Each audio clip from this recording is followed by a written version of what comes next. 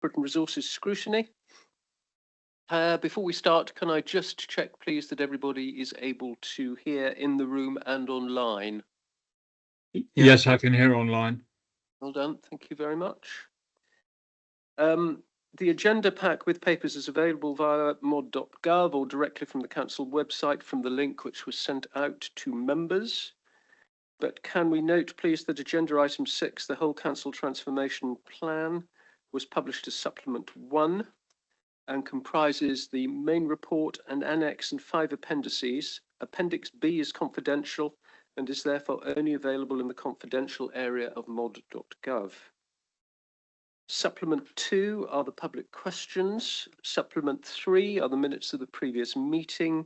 And supplement 4 is the presentation for the scrutiny review at agenda item 7. When you are asked to speak by the chair, could you please clearly state who you are for the benefit of anybody who is listening to the meeting so that they can identify who is speaking and ensure that you use the microphones if you are in the room. The meeting is going to be audio recorded by the council. As agendas are now viewed electronically, would members and officers please refer to page numbers from the published agenda pack to assist everyone present in finding the appropriate information. And finally, it is not expected that there's going to be a fire alarm, but should this happen, please follow the Democratic Services officers and they will lead the way out. So, apologies for absence, please. Thank you, Chair. Good morning, committee. We have received apologies from Councillor Ham, for whom Councillor Payne is substituting. We've received apologies from Councillor Johnson, for whom Councillor Farberhigh is substituting. Also apologies received from Councillor Lovell, for whom Councillor Stanton is substituting. We've also received apologies from Councillor Trimnell, for whom Councillor Osborne will be substituting, although she is running slightly late but is on her way. Apologies also received from Councillor Seeb, and Councillor Mansell from the committee is online, Chair. Thank you very much. I suspect we might be joined by others online in due course as well. Councillor Johnson is unfortunately not well. Having had a recent operation, she hasn't made perhaps quite as quick a recovery from it as she had hoped. That therefore means that we are without a vice chairman, although it isn't absolutely required that we have a vice chairman for the meeting, just on the off chance that I keel over, and with the stresses of this gathering, it's perfectly possible that I will. Can I propose that Councillor Hobhouse be the deputy chairman for the purposes of this meeting, should the need arise? Is everybody happy with that? Right, thank you very much. So, agenda item 2 is minutes from the previous meeting, which was held on the 30th of July, and they were published as supplement 3. So, may I take them, please, as a true and accurate reflection of the proceedings of that meeting? Thank you. Is that seconded? Are there any matters arising from them that anybody wishes to raise? Could you have your microphone, Councillor Hobhouse? I'm afraid, being deputy chairman, you've got responsibilities. One of them is to put the microphone. Thank you, Mr. Chairman. Can I just raise the issue of the fact that they're a supplement to the agenda and not part of the agenda, because that means they were published late because they couldn't be included in the agenda, and I'm not sure that is acceptable, but I will very happily ask for some explanation. That's fine. Officer Wooldridge? Apologies, committee. I mean, there are a number of supplements you'll see as part of today's meeting. So yes, the minutes are also one of those that unfortunately wasn't ready at the point of publication.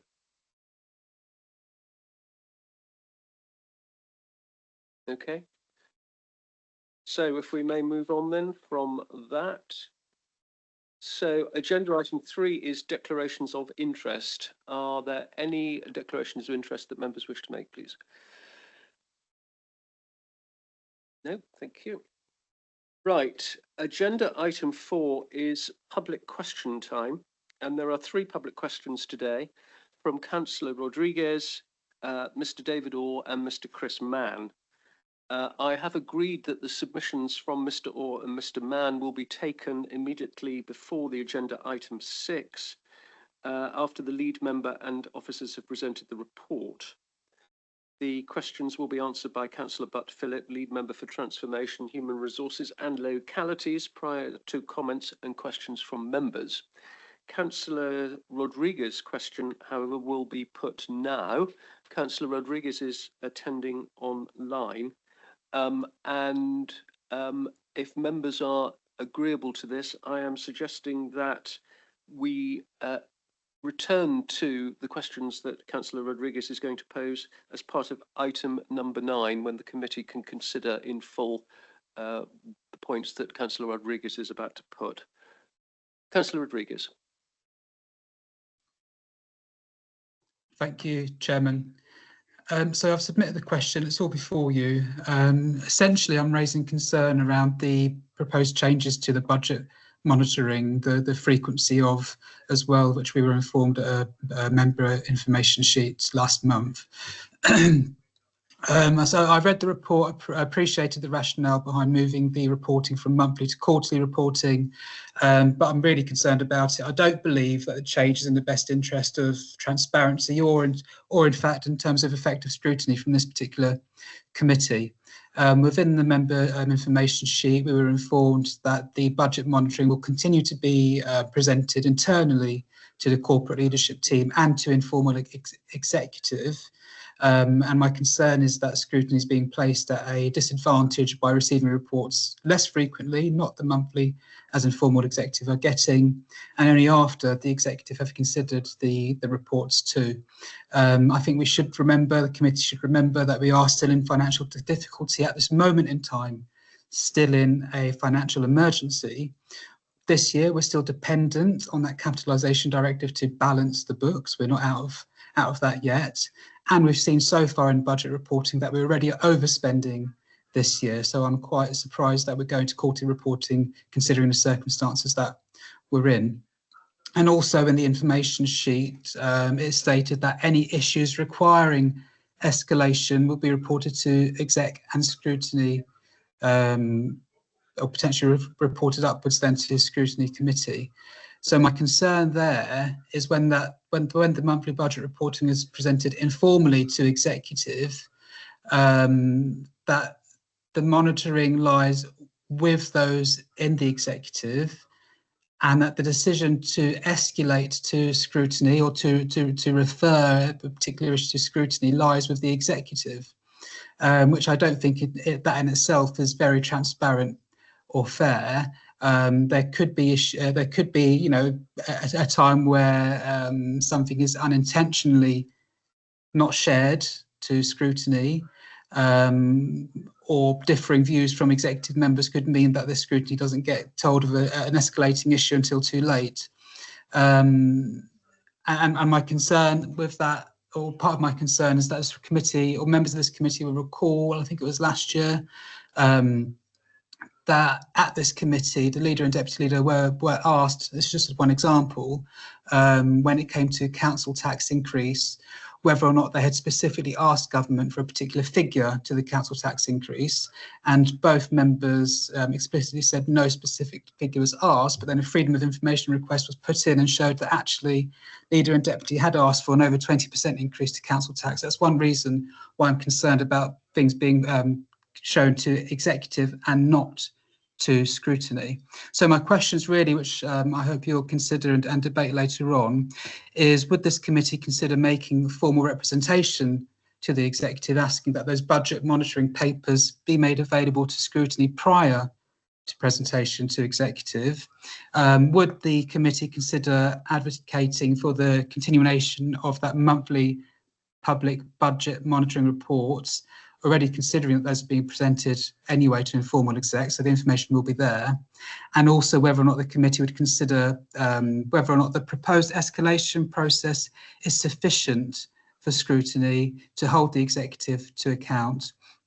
And also, should scrutiny receive the same monthly reports to ensure it can identify concerns independently rather than relying solely on the informal executive? Thank you, Chairman. Right, thank you very much, Councillor Rodriguez. As I said earlier, we'll return to these points as part of agenda item 9. However, Councillor Locke, you had your hand up. Yes, I we don't did. normally take points after questions.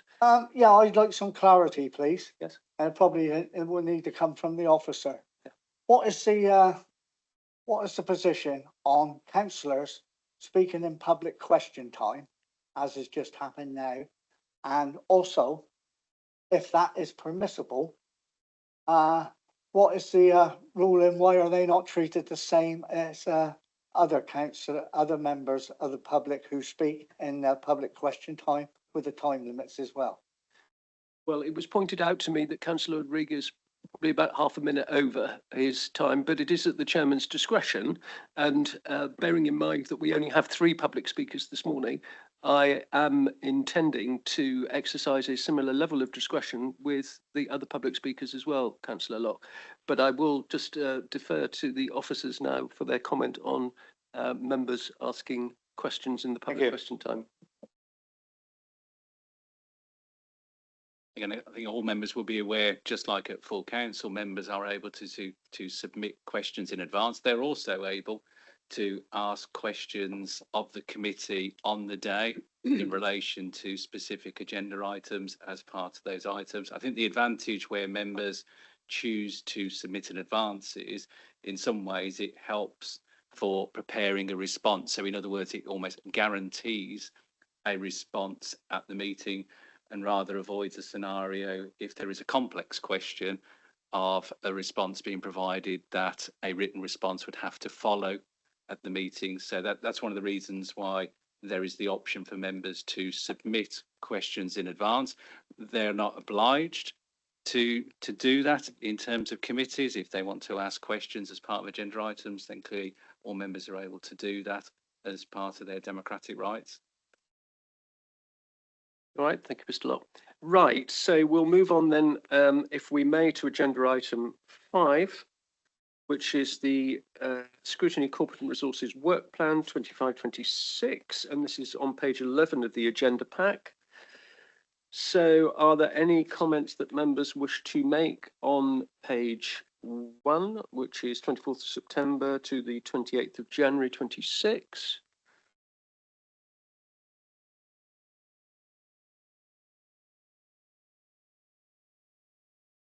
Page 2, 23rd of February 26 to June 26. Otherwise, can I take it that you're happy with the work plan as currently configured? But we know it's a living document and it will change from meeting to meeting.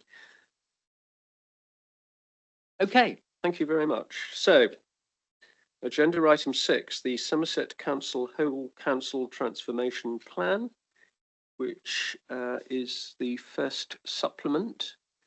And I'm going to ask Councillor Butt-Phillip to present the report, and then Officer Scrutiny or Hegarty if they wish to add any key points.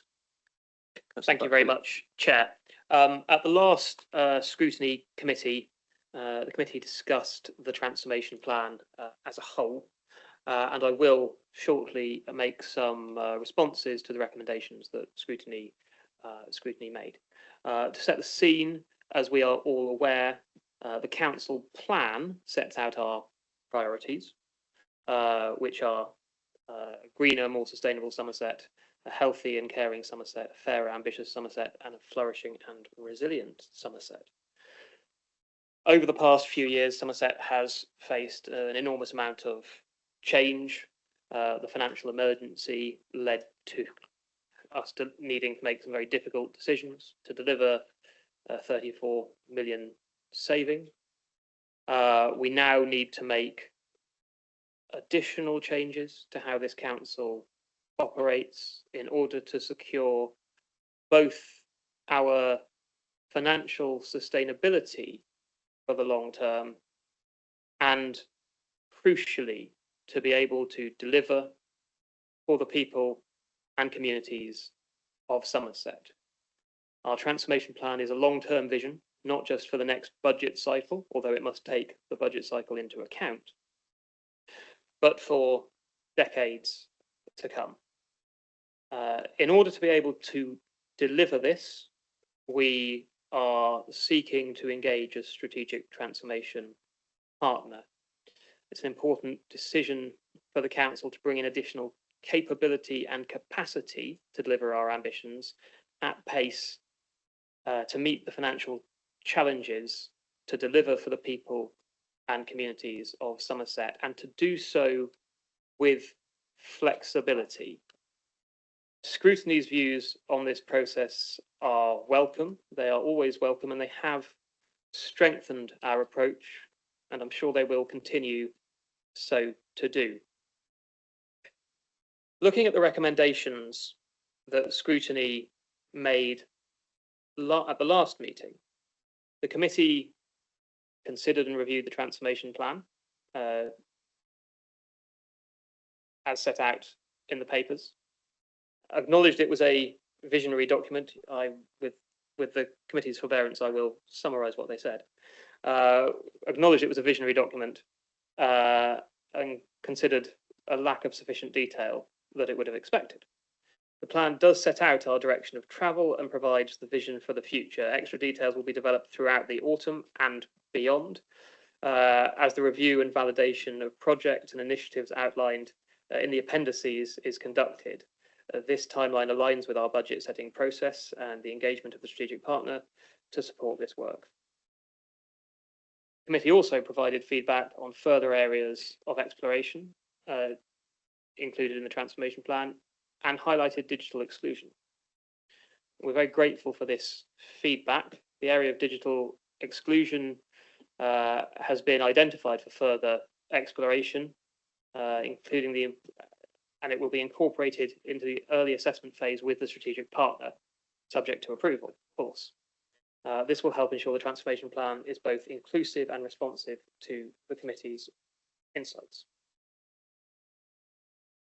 The committee highlighted its concerns about the procurement approach.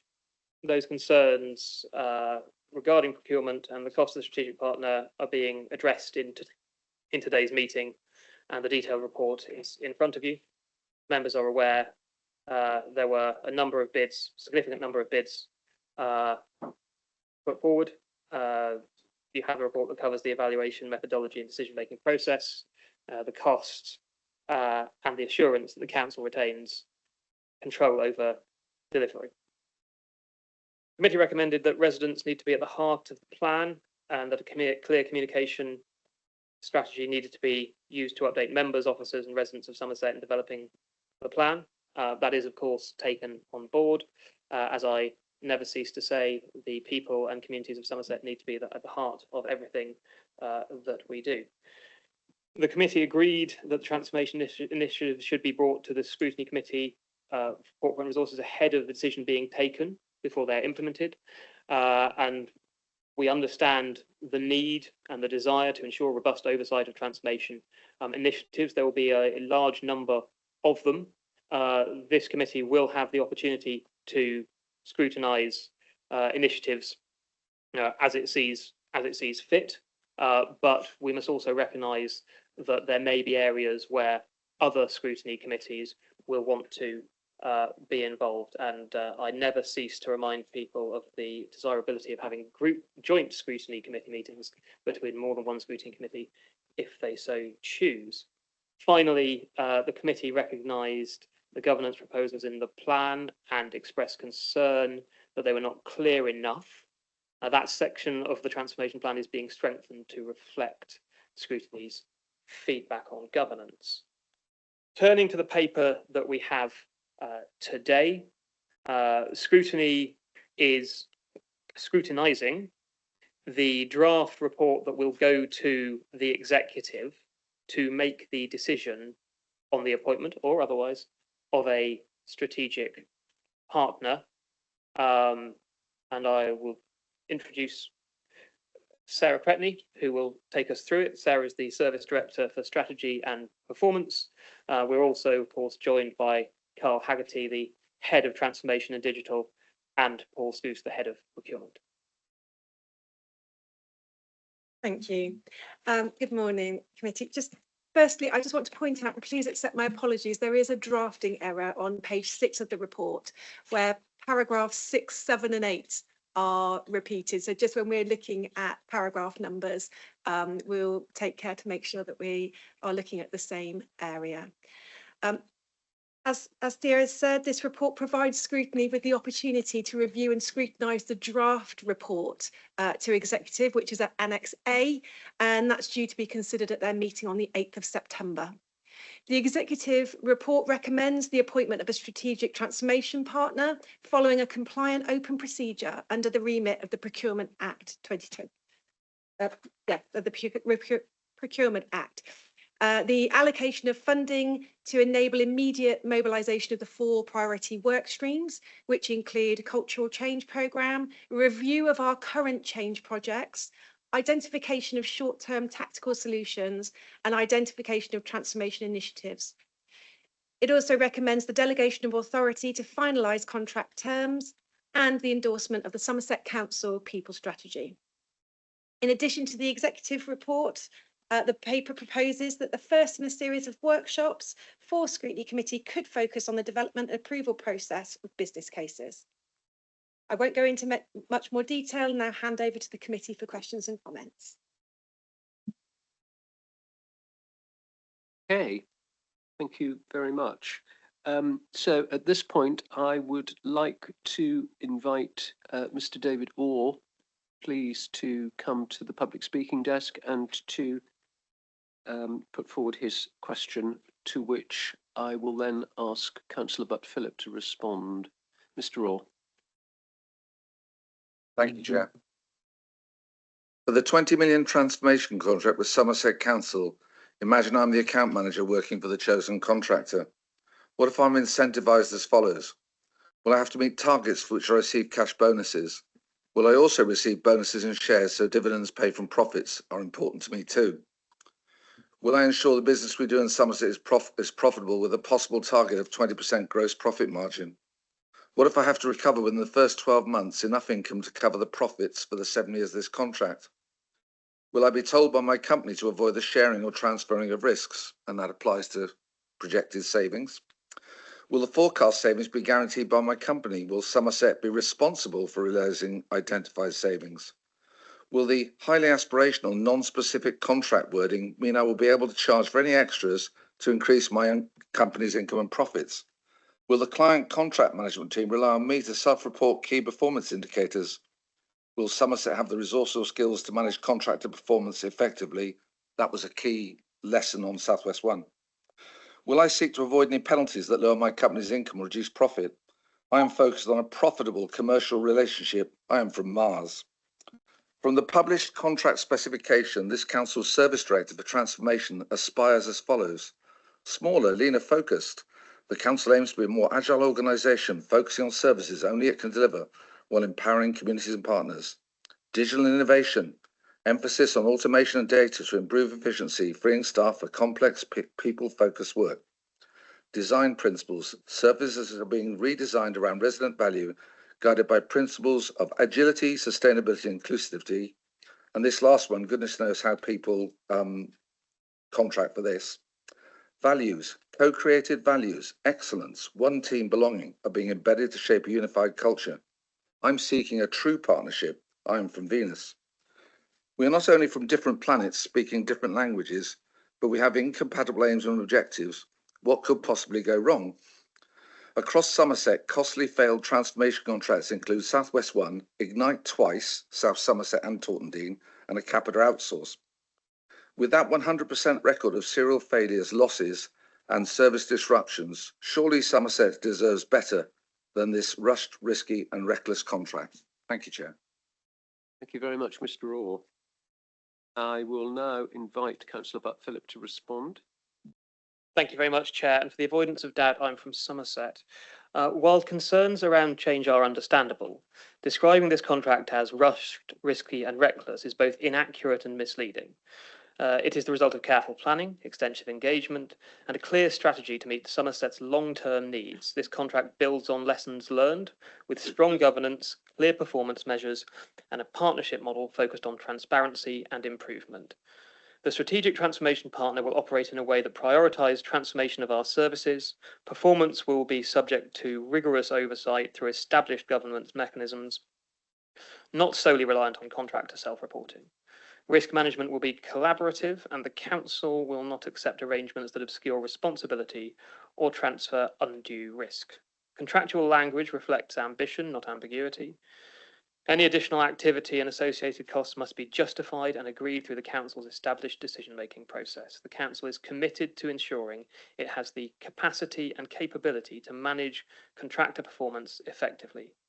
We welcome a genuine partnership, one that aligns with our design principles and our values of excellence, one team and belonging, not one driven solely by financial return.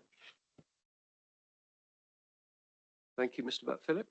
And I will now invite Mr. Mann, please, to come to the public speaking desk to ask his question. And again, I will then ask Councillor Butt-Philip to respond. Mr. Mann.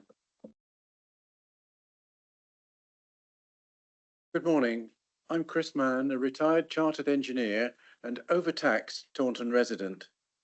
From my career working for South Western Electricity and with IBM, I learned an important lesson. Too often, organisations hand over their watch and pay someone else to tell them the time. I fear today's inspiring innovation proposal risks exactly that, but on a far larger and more expensive scale. The plan covers all council services for 5 years. At the very moment, you face a £145 million shortfall within 18 months. That scope will be a ball and chain for your staff and inevitably create conflict between council priorities and contractor profit. You are told that the scale, pace and complexity of the change required to secure financial stability cannot be overstated, and that transformation is large-scale, complex and far-reaching. I disagree that it is complex. Let's be clear, the only way an external partner delivers immediate impact is by replacing the very staff you've just let go. In other words, this is outsourcing, unfairly dressed up as a hybrid strategic partnership. We've seen this movie before. In 2007, I warned the Liberal Democrats against the South West One deal. That covered just 10% of services, promised 192 million in savings, but ended up costing your citizens £80 million. This 190 million savings proposal looks like South West 2. Important questions remain unanswered. Why do you only keep control of vision and priorities, yet share responsibility? What exactly is an agile delivery model? Where, realistically, will 110 million of smart, quick savings be found? And how will all this be strongly coordinated when Social Care is already delivering obvious, sensible efficiencies? How does adding 2 layers of scrutiny workshops help? At its heart, inspiring innovation is £20 million to tell well-paid officers how to do the job they should have planned 3 years ago. It's also a smokescreen to appease auditors. I urge you, do not enter this predatory contract. Instead, follow Wiltshire's example, a common sense internal reorganisation led by your own staff and elected members, with targeted ad hoc external help only when truly needed. That will be cheaper, much less risky, and most importantly, under your control. Thank you. Thank you very much indeed, Mr. Mann. And I'll now ask Councillor Butt-Philip to respond, please. Thank you, Mr. Mann, for your questions regarding the transformation programme. The Council retains full control over its visions, priorities and decisions, with all proposals subject to the existing governance structures, including scrutiny and executive oversight. This is not a repeat of past outsourcing efforts. The strategic transformation partner is here to support and strengthen our internal teams, not to replace them. Our agile delivery model enables incremental improvements, allowing teams to test, learn and adapt quickly. This approach supports rapid value delivery and helps us to leverage technology such as AI and automation effectively. Governance is robust, with oversight provided by the Inspiring Innovation Assurance Board, comprising elected members and senior officers.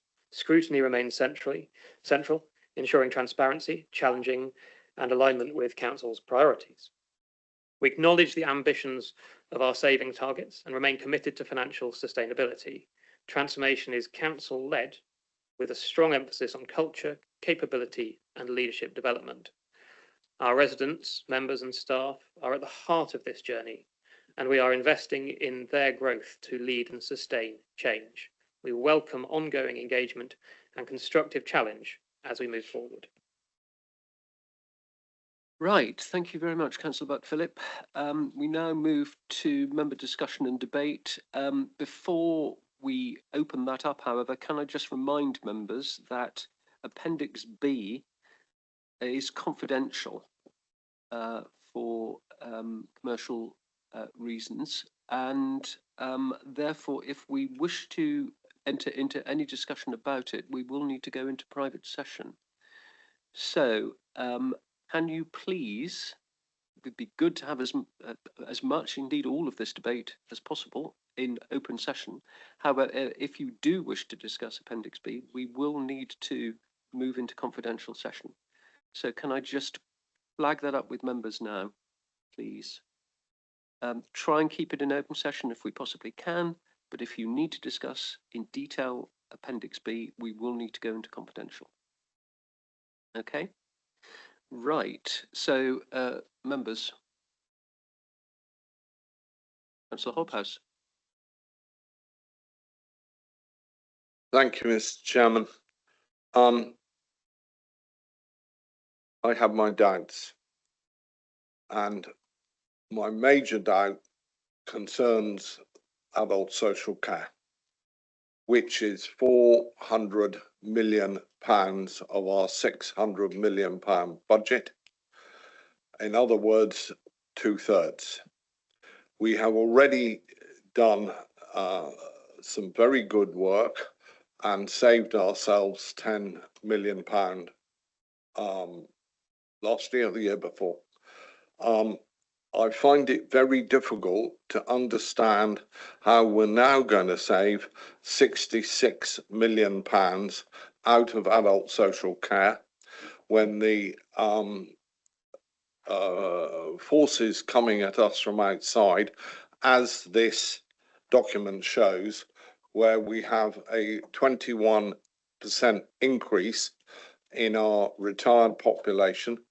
As I say in my division, DFLs down from London, and in Castle Carey we are nearly 50% retired. That's my first point. My second point is that in none of the examples that have been given does any one of them come anywhere near the 100 million we require. I fully comprehend that if we can actually keep Maria's savings in place as of May this year, which were 35 million, that we've only got 65 million we need to save on top of those. But from what I can see, and I'm willing to stand corrected, absolutely none of the examples here are for a full transformation programme.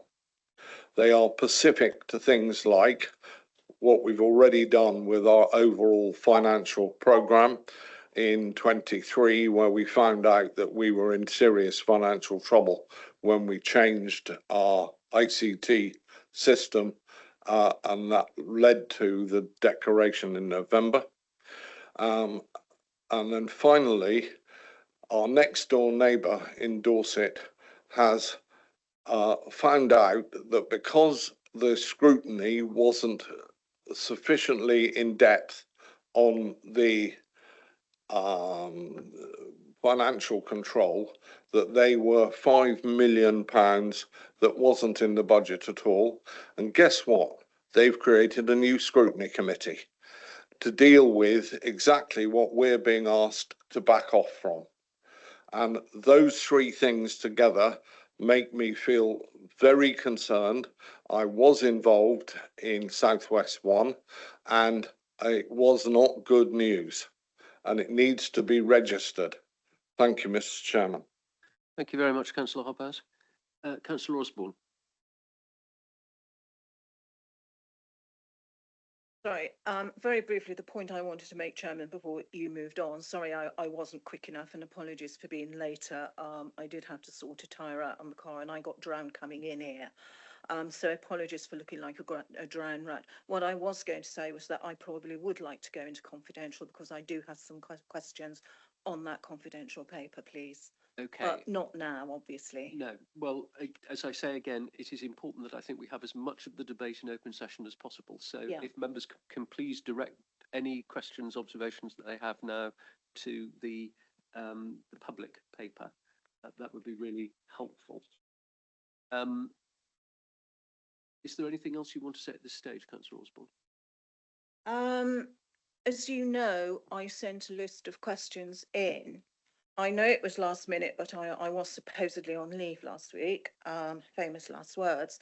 So apologies for getting those late.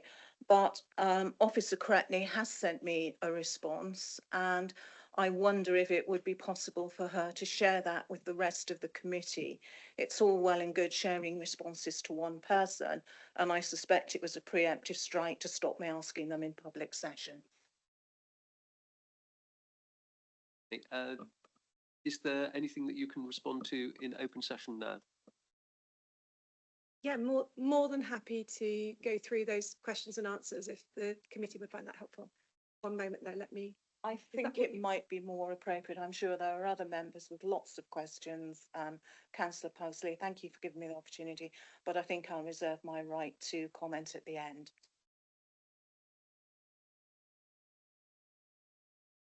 Right. Sorry. Okay.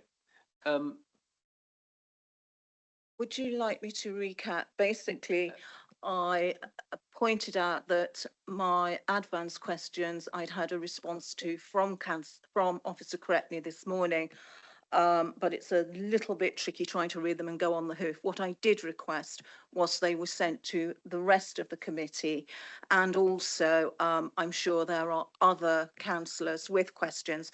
Councillor Hobhouse has already expressed some of my concerns, so I'm going to reserve my right to speak at the end. That's fine. I think actually it would be helpful if Officer Scrutiny could address some of the points that you raised, because they were interesting ones, and I think it would be important for members to hear them now. Having tantalised them, we might as well have the response. So Officer Scrutiny, if you can respond as fully as you can, please.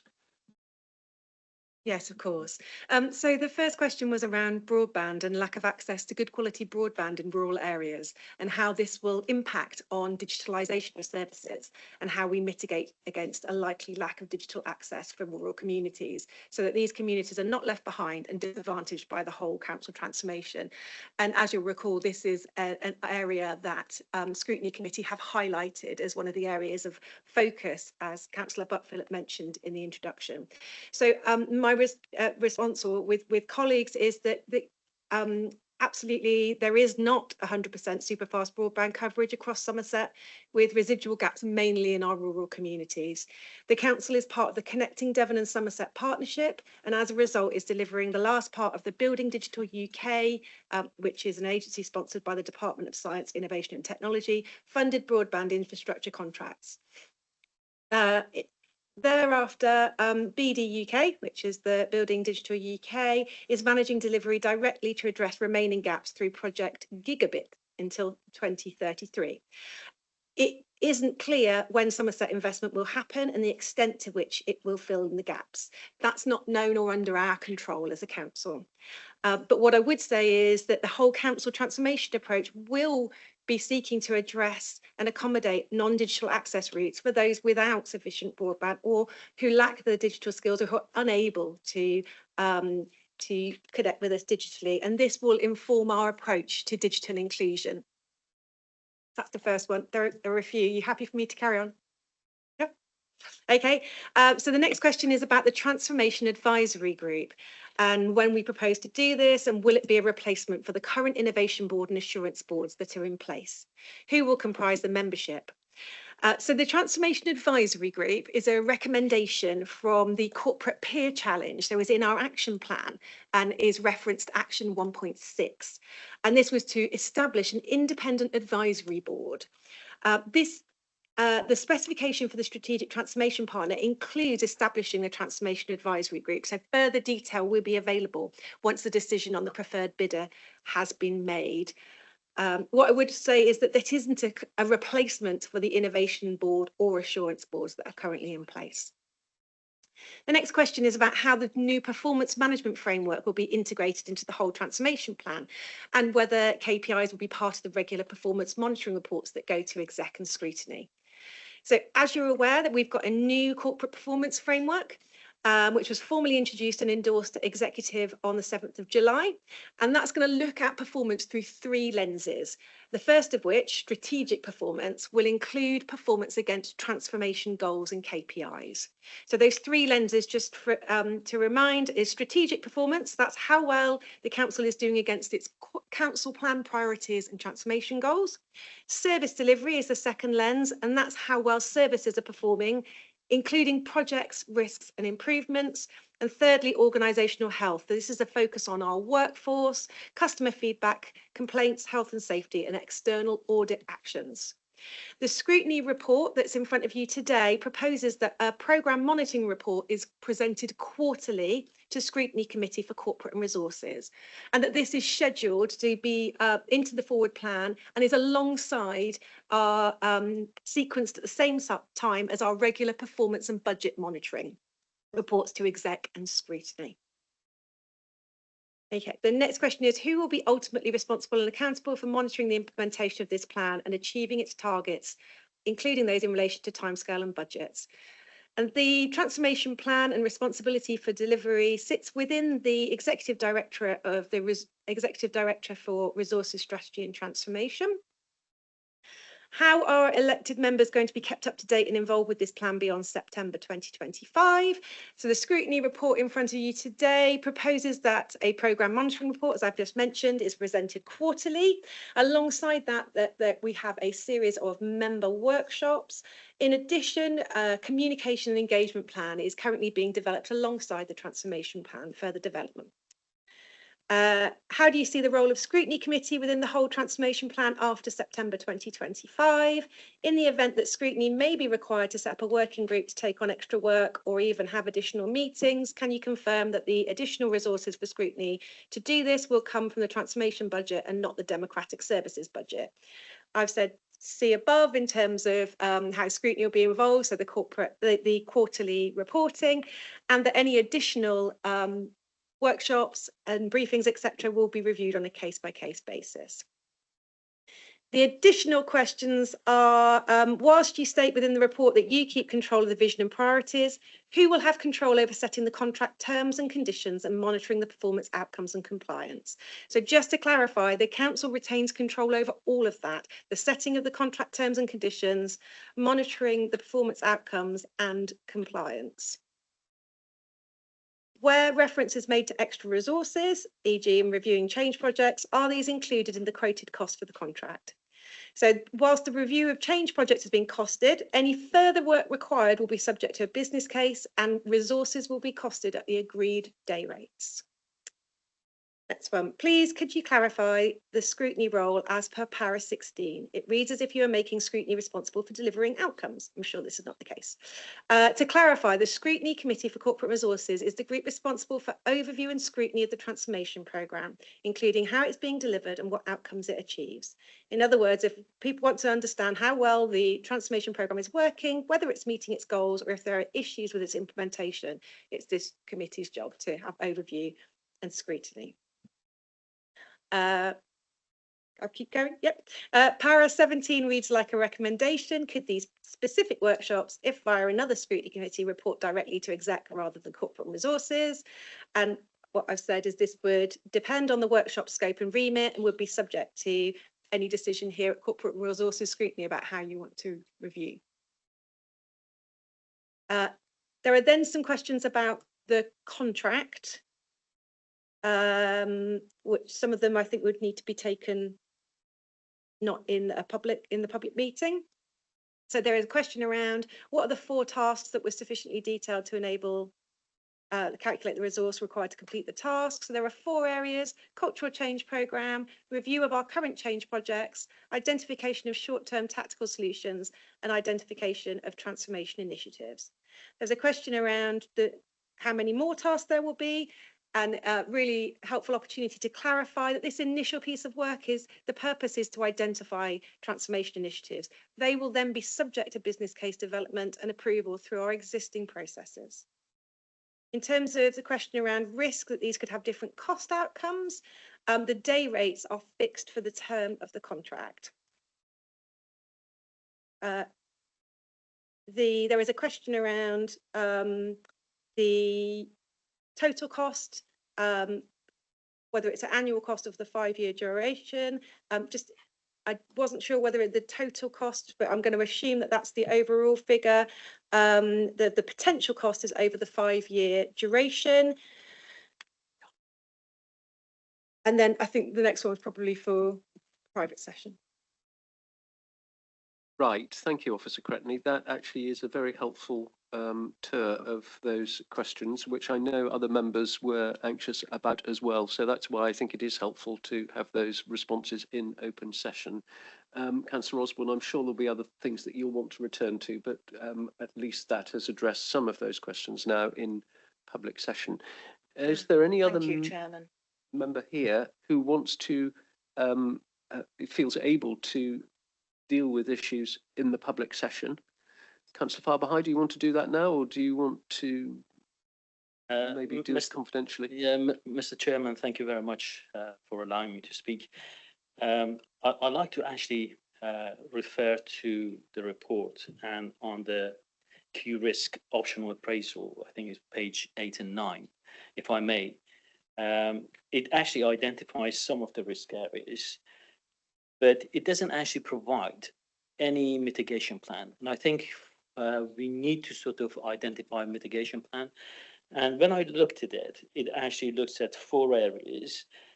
And I was surprised not to see cost overrun and profit leakage in there. I was surprised to not see unverified benefits, such as, counting non-cashable or duplicate benefits to meet targets. I was surprised not to see governance gaps. I was surprised not to see insufficient monitoring measures. Institutional knowledge drain, I think, is really important. So some of those areas, I think we need to look at carefully.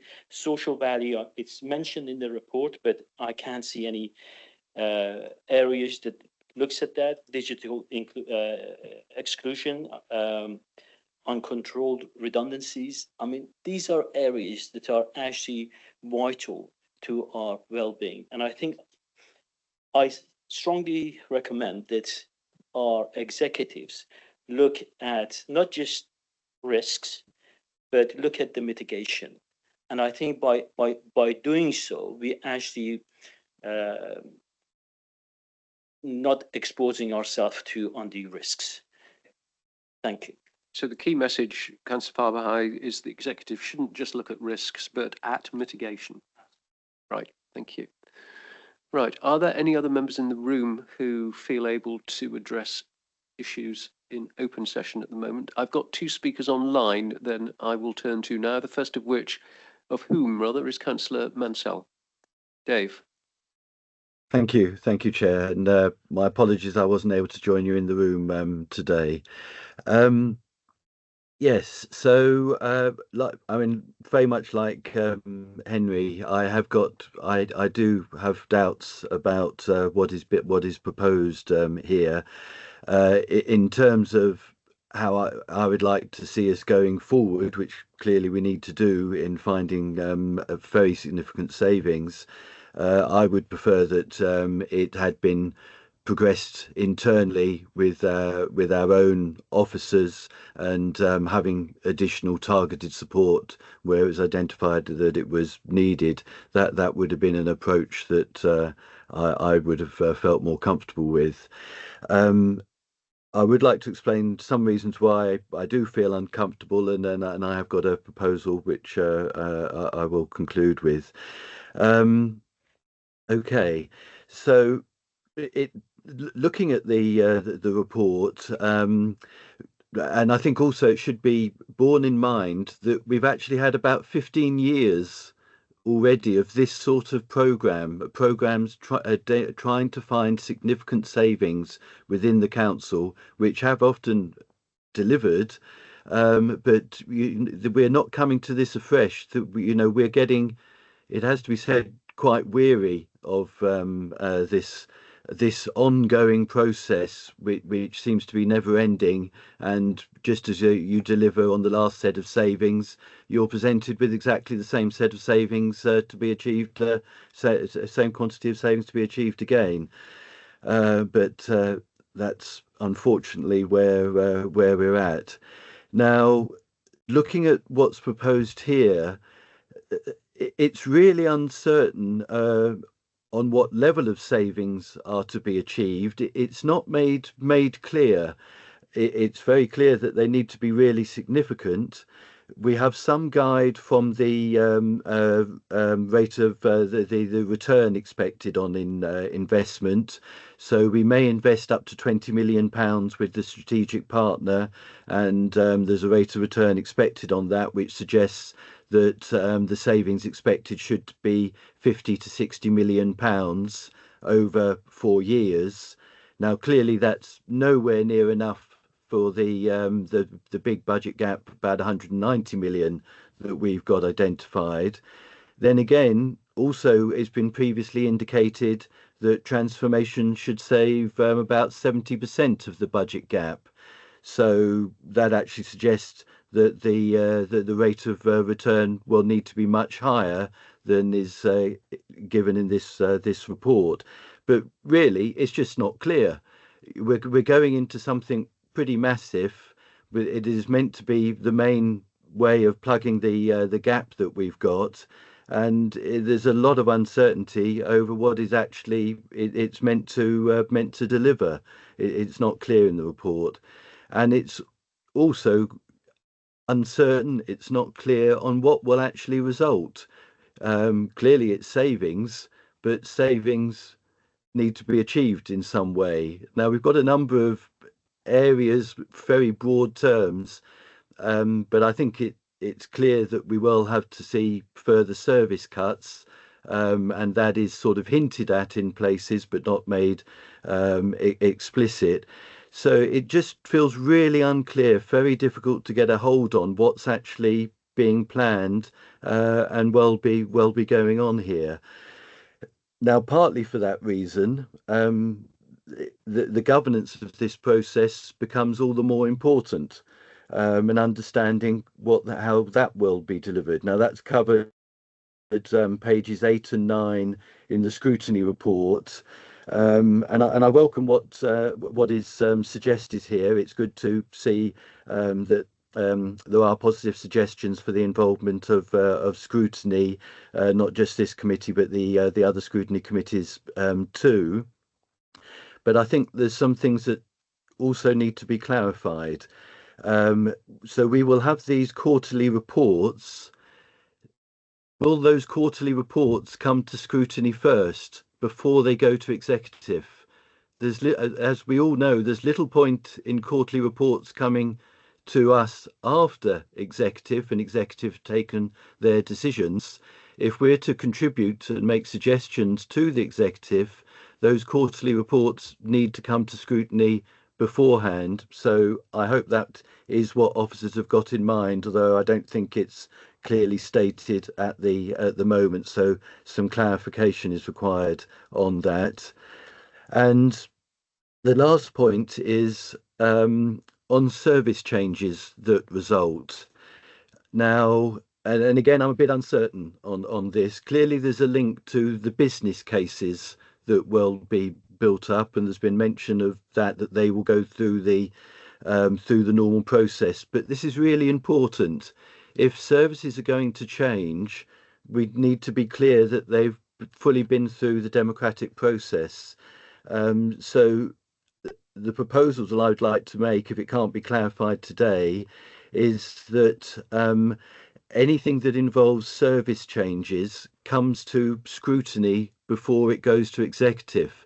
So again, we've got the chance to make our comments, our suggestions on that. Now, sorry, I've got one other thing which sort of connected to that, which I must admit I've lost my train of thought on it now. But yeah, I think that's essentially it. Making sure that service changes come to scrutiny before going on to executive. Okay, thank you. Right, thank you very much, Councillor Mansell, and sorry that you're under the weather, but thank you for joining online. And our second speaker online is Councillor Wren. Will.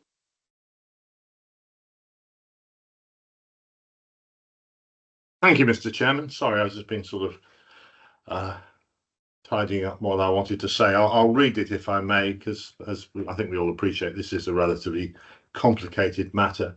I was going to look at Annex A. There are one or two sort of queries I have within the body of the report. First page I'm referring to is page 27, which is about the part 8. The initial and immediate work to be conducted by the partner includes, and the first one is a review of the change projects, including providing extra resources if needed. Well, we're already looking at substantial expense here. So where will that extra income come from? And what happens if the review shows that the existing projects that we've already got in train are actually likely to be ineffective? There seems to be a sort of slight concern on my mind here that we're not entirely sure where we are on all this, which case means that taking on a substantial commitment, this may not be the right time. The second one is the short-term tactical solutions, that the ideas will still need to fit with the council's bigger plans and not cause issues later. Well, this to me implies an appropriateness test, a restriction straight away, which is likely to impact on the desire for smart and quick fixes. And isn't there a real risk that this approach will slow down the journey towards sustainability while we sort of get our ducks in a row on this one? The third one is the identification of transformation opportunities, and the partner's going to work with us to analyse data such as service demand, expenditure, workforce allocation and service performance. But I'm really interested to know whether this includes systems analysis, which looks at things like failure demand, blockages, loops and rework, because I would argue that the demands made on the service and the performance in completing the work are the key ones here. And if you get those right, then the resources, the money and the staff are more likely to look after themselves. So again, it's a sort of Dr. Heal Thyself solution, I think.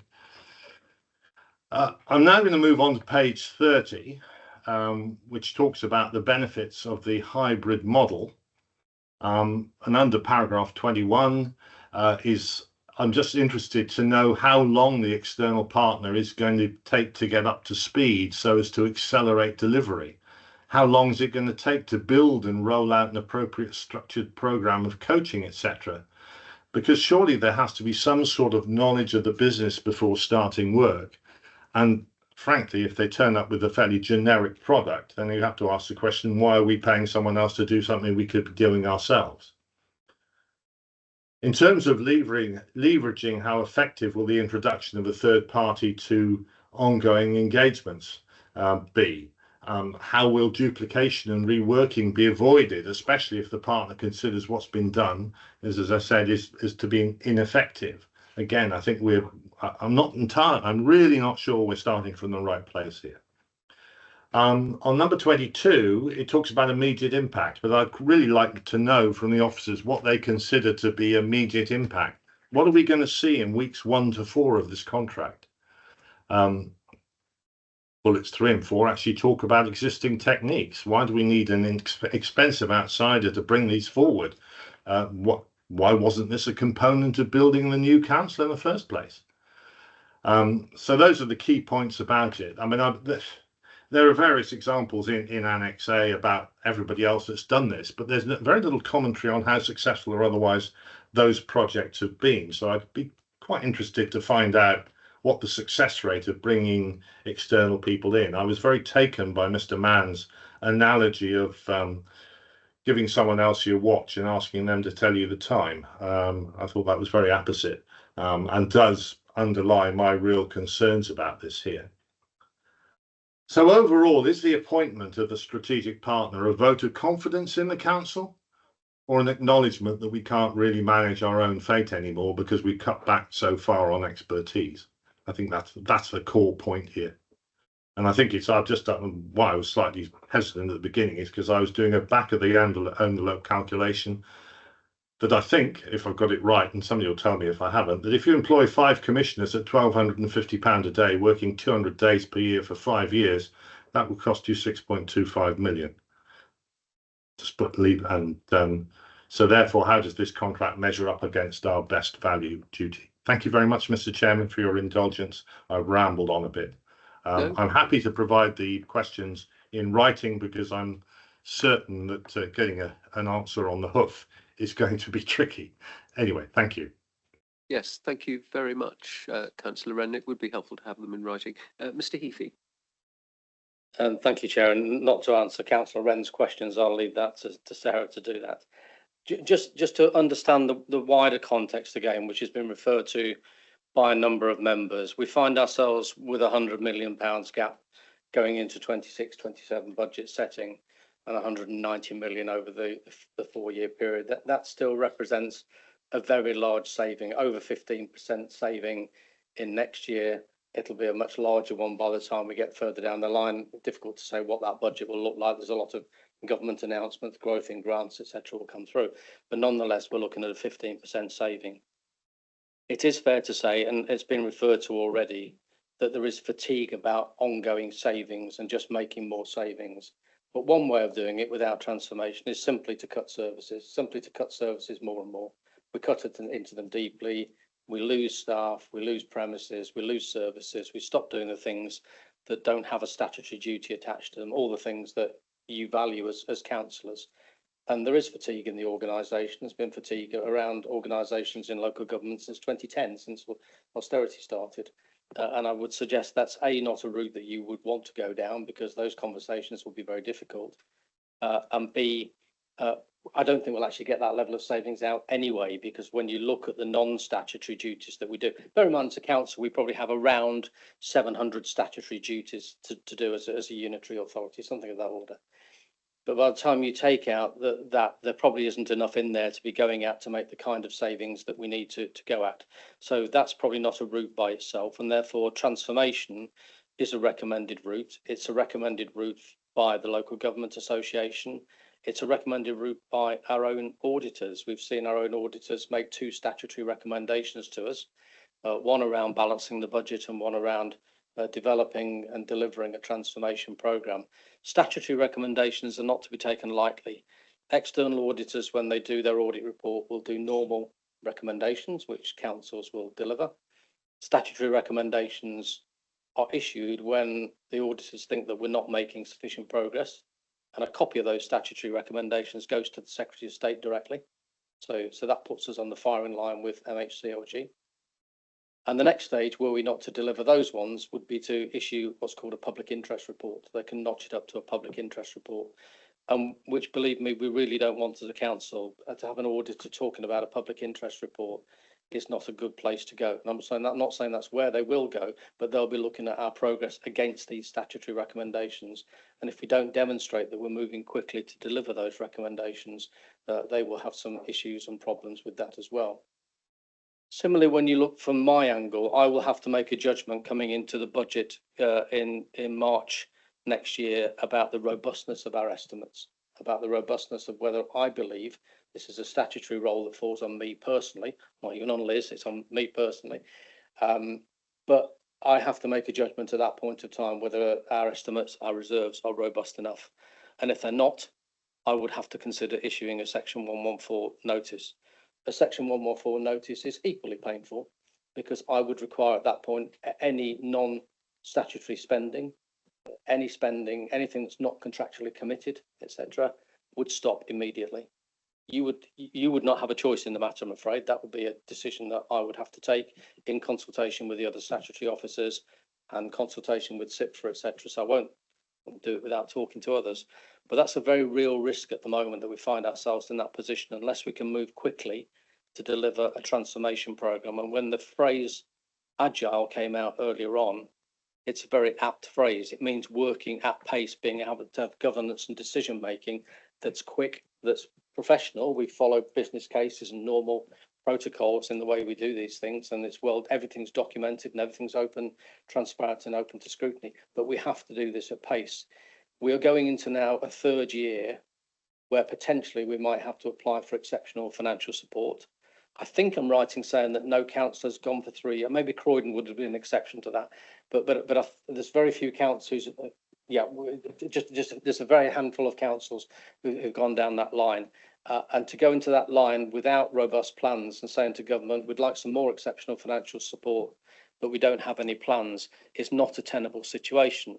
And the risk on government side is they then lose patience with us. It's a risk, and they then notch this up from being, we've got our eye on you, to putting in a best value notice, and further down the line that can lead to commissioners that can run in to take over everything up to and including the running of the council, replacing councillors effectively and running the council, and just saying, basically, as they're doing in Birmingham at the moment, we'll stop that, we're not doing that, we're not doing that.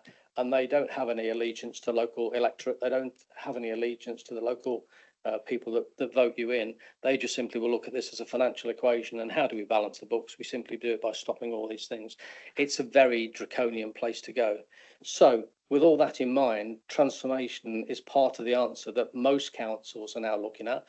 What's being proposed today with the transformation lead is not unusual. We're not doing anything that other councils haven't done before. This road is well trodden, and I've given you a couple of examples in Croydon, in Birmingham. You can look to Liverpool, as well as the ones you've got in the report. The LGA have a website on it. Local partnerships have a website with case examples. There are many examples of councils who've been down this road. I understand we've tried it here before and it didn't work too well, and we need to learn the lessons of why it didn't work too well. But that doesn't mean it doesn't work elsewhere really well as a technique for managing change. And therefore, I'm just asking you to consider the position from the auditors, the position from me as a 151, the position to getting into a balanced budget. But come what may, we have to get to plans as a council that balances our income and our expenditure, that we're spending no more each year than the income we get in each year. That's the fact. And I've sent around to all members a briefing note on fair funding formula, which you should all have received from me. I hope you had the chance to read it. It came around yesterday or maybe even Friday. I'm not sure when it was sent. It certainly was sent because it arrived in my inbox. So, but that's that fair funding. I'll give you in due course. I'll give you a full briefing on fair funding when we know the full details. It's very much emerging from government. A lot of councils, particularly in the north, are holding out that to being the way that they're going to get a much larger slice of the cake. Government have made it clear the cake will be no bigger for local government, particularly with pressures on defence and other areas. So that cake for local government is not about to get any bigger from government. Our share of it, we are likely to do moderately okay, but that's likely to be in the region 4, 5, 6, 7, 8 million. That kind of number is currently what we're predicting, which is not going to solve a £100 million gap, I'm afraid. It will help a little bit marginally.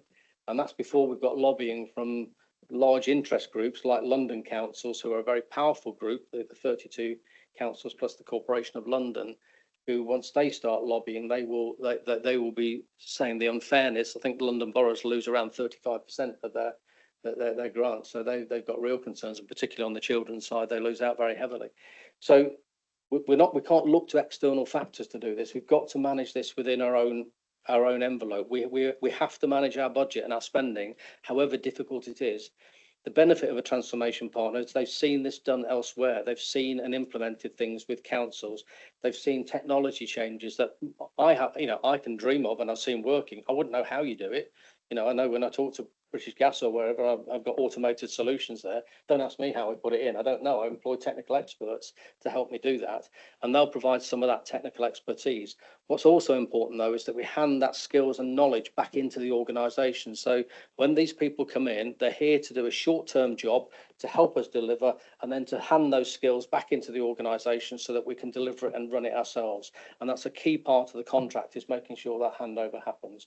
And Chair, I'm sorry, it's just felt more like a speech than it has making a point, but I hope that's useful, just in terms of contextualising how important getting transformation started and using a transformation partner to help us actually is. Right, thank you very much, Mr. Heafy. I'm just going to ask Councillor Mansell to come back online, because I think he might have remembered what he forgot to ask before. Indeed, I have. Thank you, Chair. Yes, I also wish to suggest, with regard to governance, I believe that the governance sections that we've got in our scrutiny report, they're not in the executive report. So for it to be part of what the executive considers, could I suggest that the same governance section is put in the executive report, or it's part of our recommendations, and obviously alongside the points I was making earlier as well. Thank you.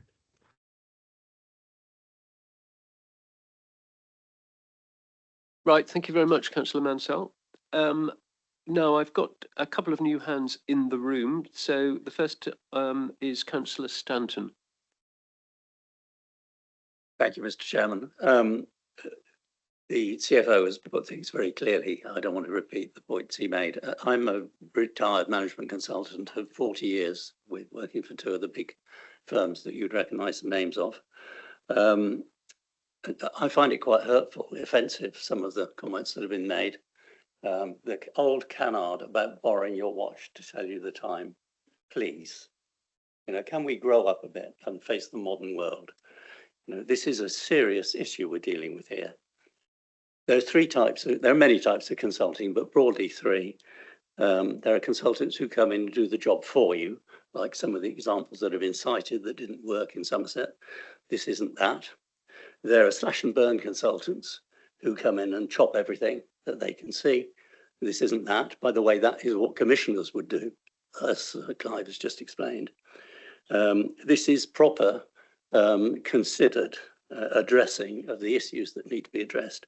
Somebody mentioned 15 years that these kinds of things have been going on. This council has been in existence for 2 years, trying to put 5 very different councils together for district ones and a county one. It's just not comparable. And somebody made the point that you've got to look at this from an engineering point of view. Organisations are not machines. Engineering approaches don't work. They're organisms. That's why they're called organisations. They're living people who can stop work, who can leave, who can be ineffective, who can get ill, or who can work at a very high performing level and make things work properly. And as I read all these proposals, that's exactly what this consultancy approach is aimed at, making this very complex organisation work properly in the way that was envisaged when it was decided to form a unitary authority. So the word hybrid is right. So I just thought it ought to be put on record, really, that there are elected councillors who think that what the officers and the executive are doing is absolutely the right thing. It's being done competently, and I think we should be actively supporting it. I mean, that said, of course, right to challenge, ask questions. A lot of very sensible questions have been asked. Appropriate, they should be answered. But we really do need to press on with this and do it properly. Thank you very much, Councillor Stanton. Councillor Payne.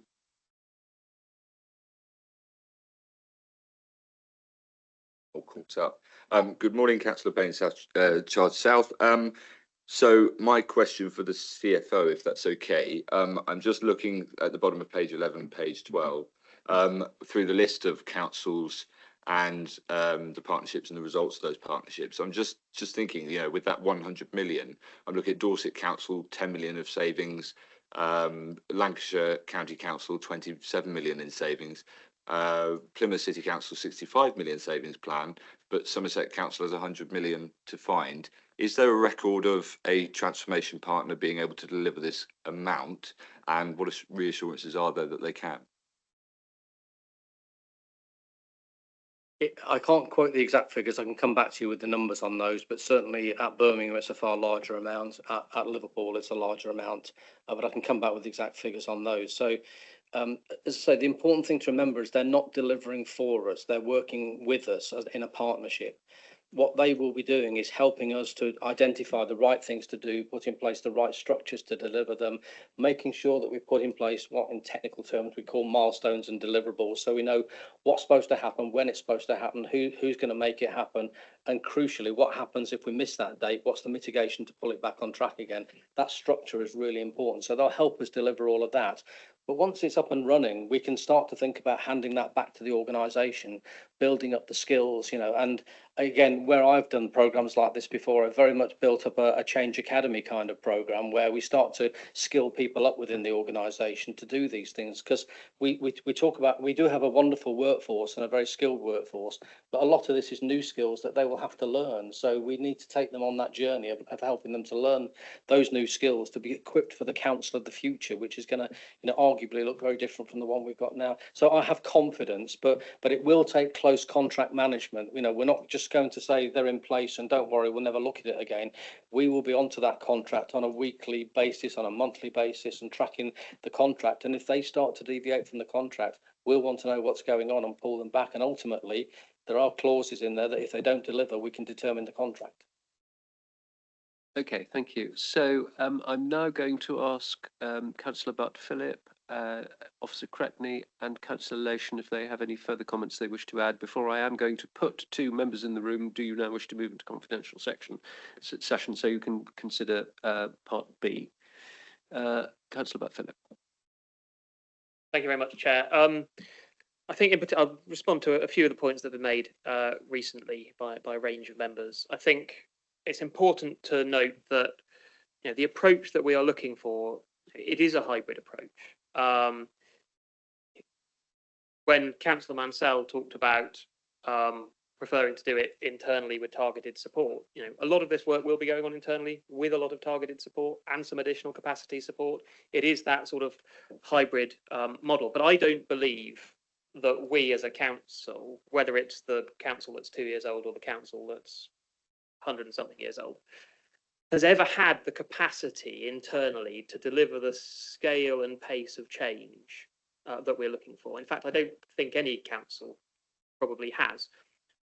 We're not expecting this to be a project which remains at this scale long term. It's about, over a period of years, delivering a sustainable organisation, but then leaving a legacy whereby that organisation can remain sustainable and remain able to adapt to the changing circumstances. I was very taken by Councillor Stanton's description of it.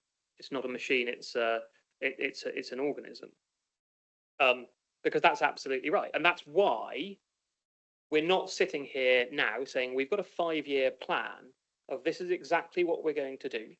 This is exactly what it's going to look like at the end, because that's not how running a council in a changing world works. We have to be an organisation which can adapt, which can look to the future, look to future challenges and address them before they get out of control. I think historically, this council hasn't done enough of that, and that's where we're trying to get to. Councillor Mansell has talked about it not being clear enough what's going to happen. That is because we are at the initial stages. And we've talked about the first 4 bits of work that the partner will undertake, and that will help us to understand what the rest of the work will look like. But crucially, all further bits of work that require expenditure or significant change will still have to go through this council's democratic process. We're not signing off now to a programme of work for 5 years. We're signing off to the initial work, and we will retain control both over that and of all future bits of work. And on the point about service changes having to come back through the democratic process, That remains the case. We're not signing off to any reductions in service standards. Any reductions in service standards must go through the proper democratic channels, as has always been the case. And Councillor Wren talked about the relative cost benefit of this versus commissioners. Now, we've had a range of people, respond to that. But I think the crucial point to make is that 6.6 or whatever it was million pounds for commissioners over 5 years would be the cost of commissioners, but it wouldn't be the cost of them delivering the change that needs to happen. That would still be an additional cost. I reckon the commissioners would probably be doing, bringing in further consultants and racking up further bills. It's been the case since the spectre of the financial emergency and a possible 114 was first mentioned, that people have said, well, why don't we just, I don't like this approach. We should just have commissioners in. Doesn't solve the problem, just makes them worse and takes control out of our hands, which is why we're not prepared to do that. And while we are committed to doing everything we can to deliver the sustainable council, which can deliver for the people and residents of Somerset. And we believe that this is one of the steps in doing it. I think Officer Scrutiny has something to add. Okay.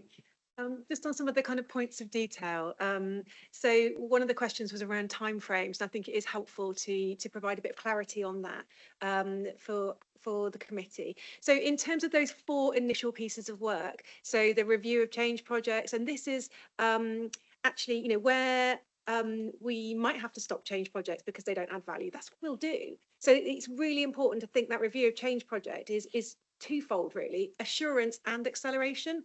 So we've got that validation built in. That is within 3 months. So that's within 3 months. Also, the short-term tactical identification of solutions within 3 months. And that wording, which is around making sure they fit in with the bigger ideas, is not necessarily slowing it down.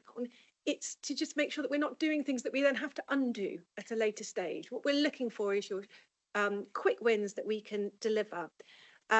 Culture change is a longer programme with initial development 6 months into 18 months, but you can see that actually we're expecting work to hit the ground running and deliver. In terms of the transformation work, then the bids, from the responses, we can see that we'd be looking for between 3 and 6 months, those further opportunities coming forwards. This is a huge transformation programme, a huge challenge for us as a council.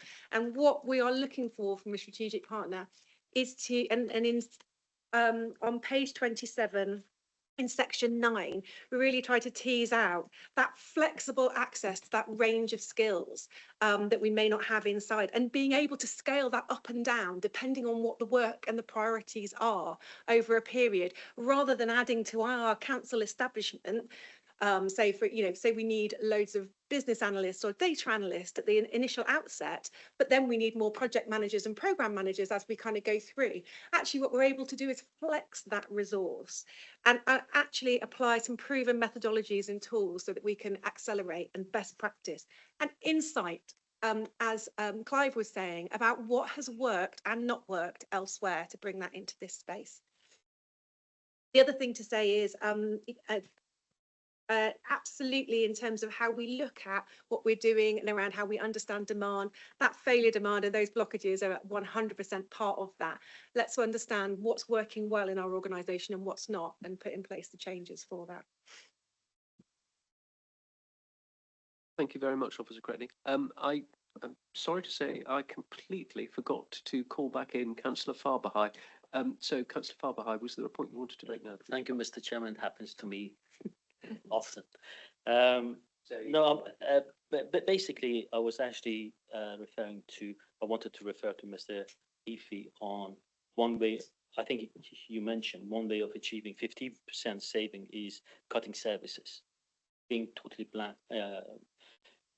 sort of honest with that, which is obviously out of question.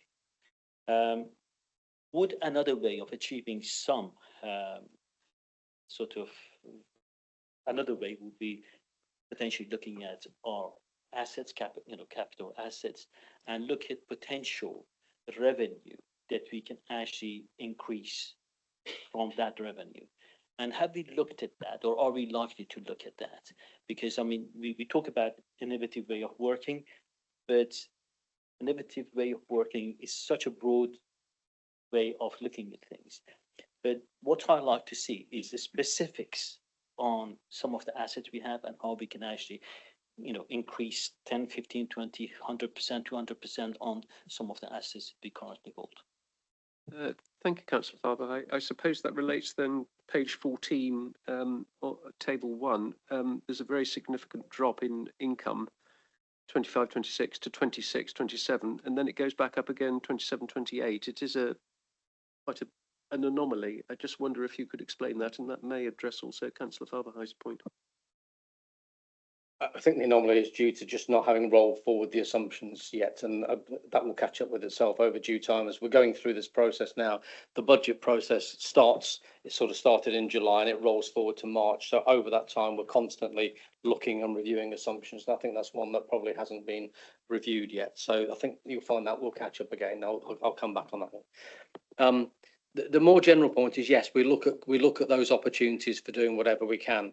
We're going through budget meetings at the moment. I'm meeting all of my fellow colleagues and budget holders, service directors to go through. And there are 4 broad areas we look at for the council. One is, what are you as a department doing to manage your demand into the service? Because the better you are at managing your demand in, less demand in means less cost. If you can achieve the same or a better outcome for a resident by doing it in a different way, then do that, and often, particularly in the people-based services around adult and children's social care, there are often ways of doing that, and Claire and Mel and myself are in discussion about that and all the good work that's going on there at the moment. Secondly, we look at where can we make savings, so that's the traditional savings and savings via transformation, and those are the 2 areas. But thirdly, then we look at fees and charges and income levels. So fees and charges is the recovery of costs from all of the range of services, probably again about 800 different services we charge for across the council,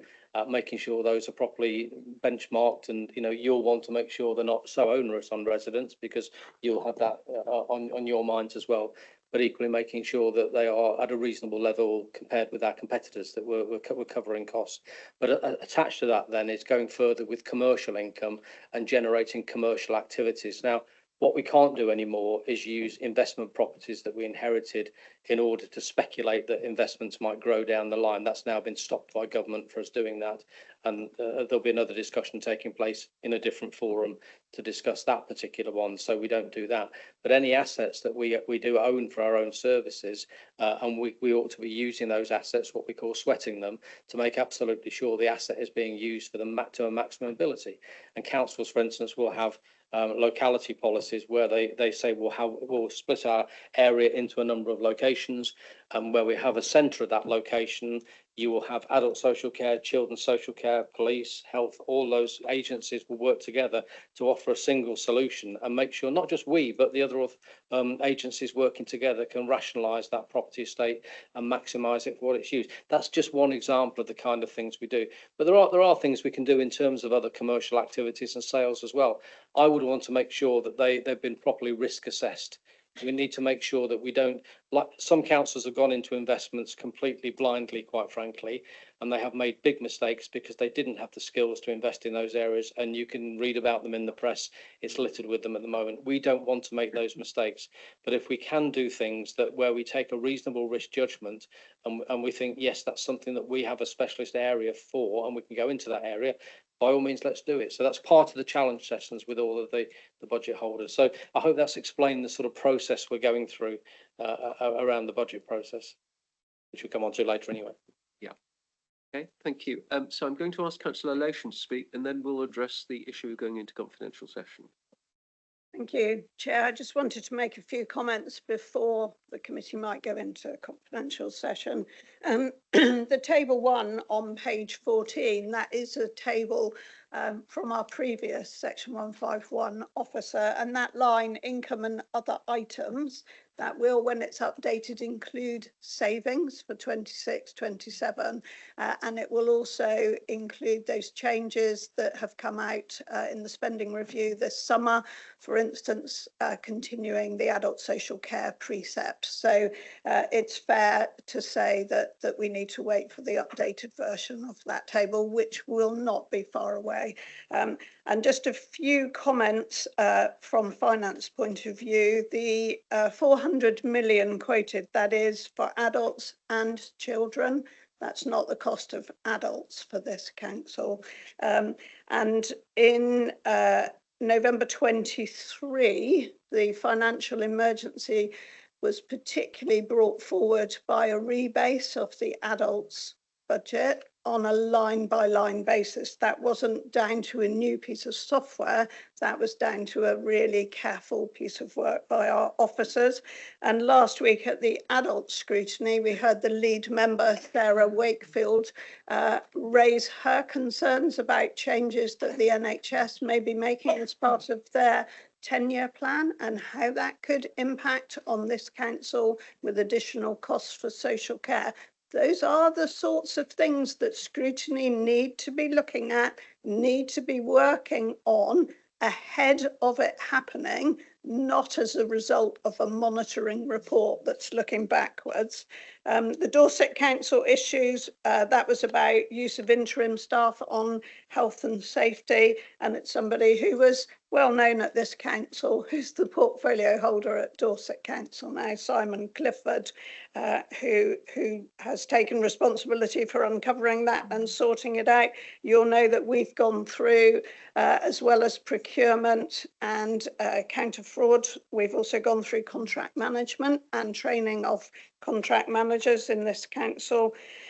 The BBC reporting yesterday on the situation for councils, particularly on borrowing, I thought they slightly gave away their lack of understanding about how Treasury management works. We won't get into that today, but it did help explain the massive challenge facing councils, particularly those with social care responsibilities and homelessness responsibilities. And from, I think it was Councillor Gwyl Wren, he said, why was this not part of the new council? I just want to make the point, we had the One Somerset business case to implement for this council. There are lots of things that happened, not least to interest rates and inflation, since that business case was written, and we are in a different place now. And whether we have a vote of confidence in the council or not, I would say the number, I can't go into any detail, but the response to our procurement may be one part of that. And I really appreciate the experience we have in officers who have joined us since vesting, where they have had personal experience in councils who have been through massive challenge, and they also know what it means when improvement boards or commissioners come in. They understand that, they can tell us with their own experience. And I also know, Chair, because I'm being asked now to do some webinars and meetings, as is the leader of council, I know how many councils are looking at us to see, A, how, in their words, we've pulled back from the edge. And I always say, so far, and how we are progressing that work to ensure that we step further back from the edge and create a sustainable council. That will not happen on its own. And in my view, the work that we have ahead of us now is a one-off opportunity to create a sustainable council, and we need partners to help us with that. We are not able to do it on our own. Thank you, Chair. Thank you very much, Councillor Lation. Now, members, my sense is that you wish to move into confidential session now in order to consider part B of Appendix B of this report. Councillor Osborne. Sorry to interrupt you in flow, Chairman. I just had a very quick question of the 151 officer, based on the comments that he made. Just looking for a quick clarification, really. You commented about commissioners coming in. Can the government send in commissioners at any time, or is it just purely if you're a 114? And if they can send in at any time because they've got concerns, what would trigger that? 114 is sometimes a trigger, but not always a trigger. Government can come in on the back of a number of concerns, one of which may be financial. I've worked now in 6 authorities that have had one form or another of government intervention. I've never taken one into intervention yet, may I say. I've taken them out of intervention. But the triggers would normally be around governance, finance, and leadership, member to member, member to officer relations, etc. They're the 3 things that government tend to look at when making a decision. Normally, it would start with a best value notice review. They would issue a best value notice. Sometimes they'd do a best value review alongside that as well. But at that point, they would probably impose an improvement panel to work with us, high achievers in local government who've probably just retired to work with us. So our plans are tested with them, so they can give assurance to the Secretary of State directly that we're saying what we're saying is absolutely true. And they would work with officers and members. So it would be quite collaborative at the start. But I've seen every stage of it and experienced every stage of it. And when it gets to the stage, like for instance, Northamptonshire and probably now Birmingham, when ultimately they haven't been able to follow that through, then government ramp up that intervention to ever higher levels up to commissioners at the end of it. So you wouldn't see commissioners immediately, but it ramps up the possibility of a best value notice and actions following that. So I think at the moment, Dudley Council have got a best value notice against them. When I joined Middlesbrough originally, Middlesbrough had one, and we had to work through that in 18 months. You know, so it presents lots of challenges, and government's focus is on you then. So yeah, but 114 is just one trigger. Okay. Thank you very much. That's fine, thank you. And the other point was, we've got the 2 statutory recommendations. Do the auditors actually give us any sort of interim progress reports on how well we're doing? Or does it sort of just come at the end when they may then ramp it up to a best value or worse? What's the process there? We're looking forward to join Audit Committee and enjoy the joys of Audit Committee, where you have a chance to question the auditors. I just have, and I probably will ask them tomorrow. Fantastic, fantastic. And so they're just doing the work now on the value for money work relating to 24-25. So that work is underway at this moment in time with a completion date of December. So government have relaxed the rules slightly on that because of the backlog of local authority audits. But in due course, that you can expect that to be back around September, October time. But please use Audit Committee as the vehicle to ask the auditors their view. Thank you. So we'll move now to discussion on going into confidential session. Councillor Hobhouse. Thank you, Mr. Chairman. We are likely to go into confidential session, which will remove all the members of the public and anybody who is not directly concerned. We have got 4 subjects which should be in the public domain. Can I please propose, if we're going to go into confidential session, we delay that confidential session until we have taken these other 4 subjects, which should be in the public domain. I don't know that we can, Councillor Hobhouse, really, not the least because I think having had the debate, chopping the debate now, coming back to it in 2 hours' time is going to be very awkward. Can I say that, should we agree to go into confidential session, arrangements have been made for members of the press and public to be escorted into the Hobhouse room, appropriately enough, where they will be escorted by members of staff, and as soon as the confidential item has ended and we can possibly readmit members of the press and public, they will be escorted back into this chamber. I think that is the appropriate way to deal with it, in truth. Now, is there anybody who wishes to say anything about going into confidential session? Otherwise, I will read the appropriate required statement and then put it to you to vote upon. Right, so the proposal would be that we agree to exclude the press and public from the meeting because there is likely to be a discussion of exempt information as set out in the Local Government Act 1972, Schedule 12A, and therefore to treat the attached confidential Appendix B in confidence as it contains commercially sensitive information and as the case for the public interest in maintaining the exception outweighs the public interest in disclosing that information. So that would be the motion. Would somebody care to propose that, please? Proposed by Councillor Filmer. Is that seconded by Councillor Payne? Can I see all those in favour of that, please? 1, 2, 3, 4, 5, 6, 7, 8. Any against? Those abstaining? 1. Right. So that is passed. We will now move to exclude the press and public from the final stage of this item.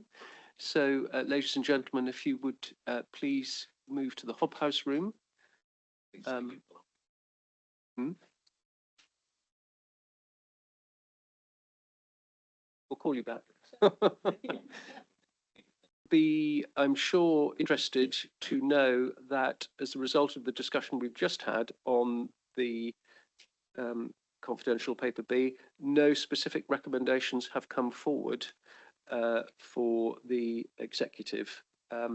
We've had a broad discussion on the financial aspects of that paper, but members have not raised any issues that they wish to highlight to the executive at this stage, just so that you're clear about that. So therefore, ladies and gentlemen, if we may, we'll move to the recommendations on page 3. So the first of which is review, scrutinise and comment on the draft executive report and its recommendations in advance of the consideration by the executive, which we have duly done. Consider whether any additional recommendations should be made to the executive, and in the light of our discussions, I suggest that there are, in fact, 5. The first is that processes should examine not just risks, but provide mitigations. Quarterly reports need to come to scrutiny before the executive. Anything that requires service changes should come to the scrutiny committee first, or a scrutiny committee first. That the same governance paragraphs that appear in our scrutiny report should also appear in the executive report.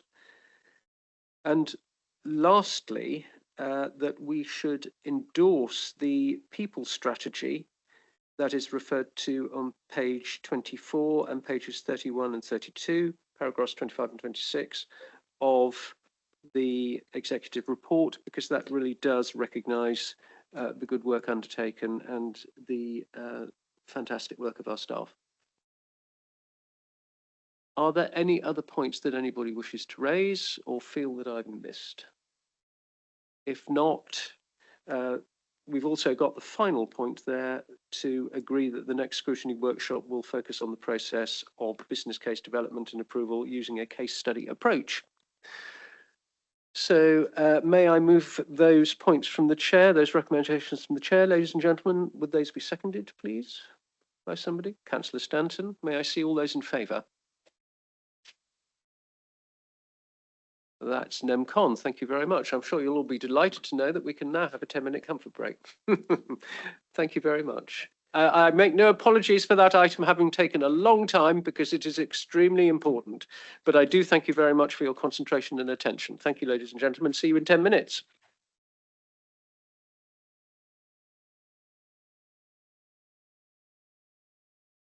So we are now at item 7.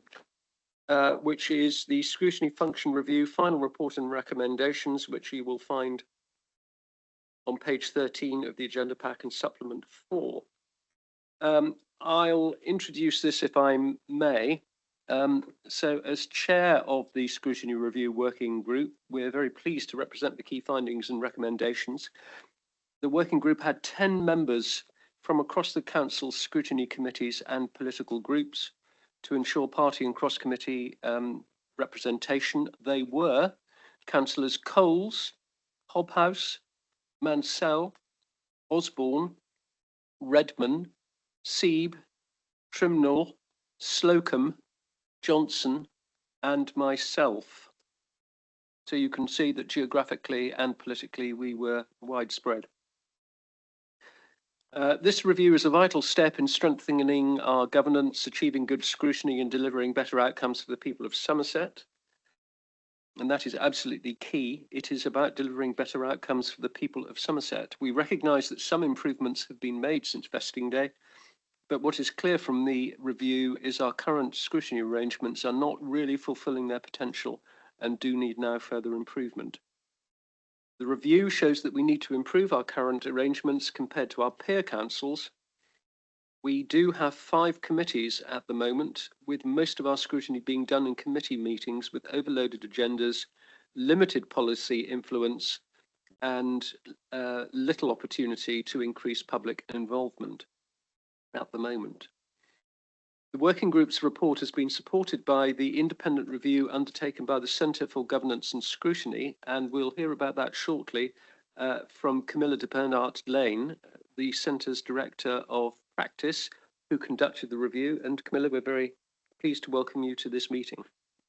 You said earlier, I think, that you had little opportunity these days to sit in on scrutiny committees. What a fantastic example of a scrutiny committee you've chosen today. The working group has developed 11 interconnected recommendations, which are set out in Annex 1.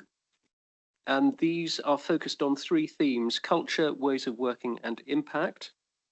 On culture, we must build a shared vision of what scrutiny looks like, one that is understood and owned by all members and officers.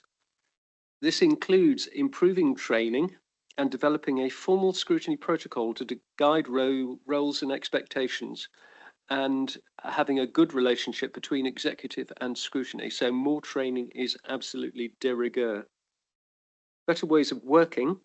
So we're proposing streamlining our committee structure from 5 to 4, which will be nearer then to what our peer councils do, enabling better focus and more agile scrutiny work through task and finish groups and informal workshops.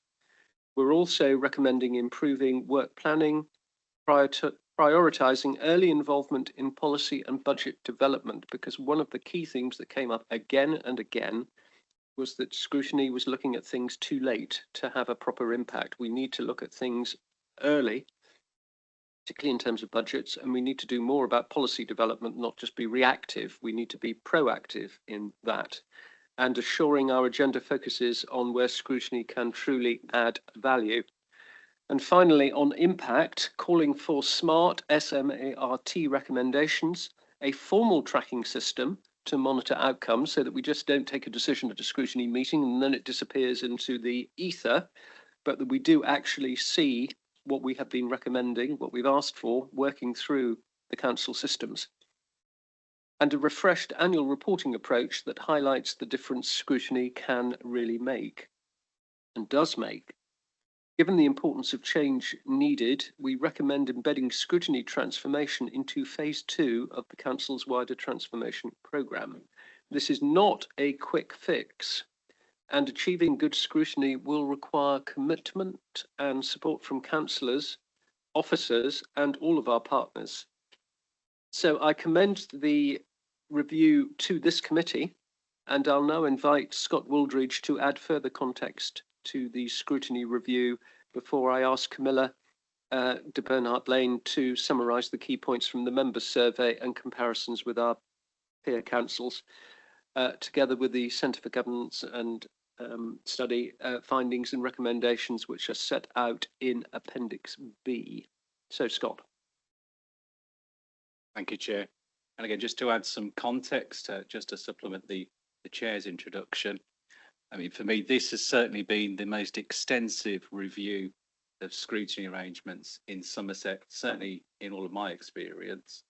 You'll see that the working group has benefited both from clearly committed members and their experience of scrutiny, both from this council and from the legacy councils.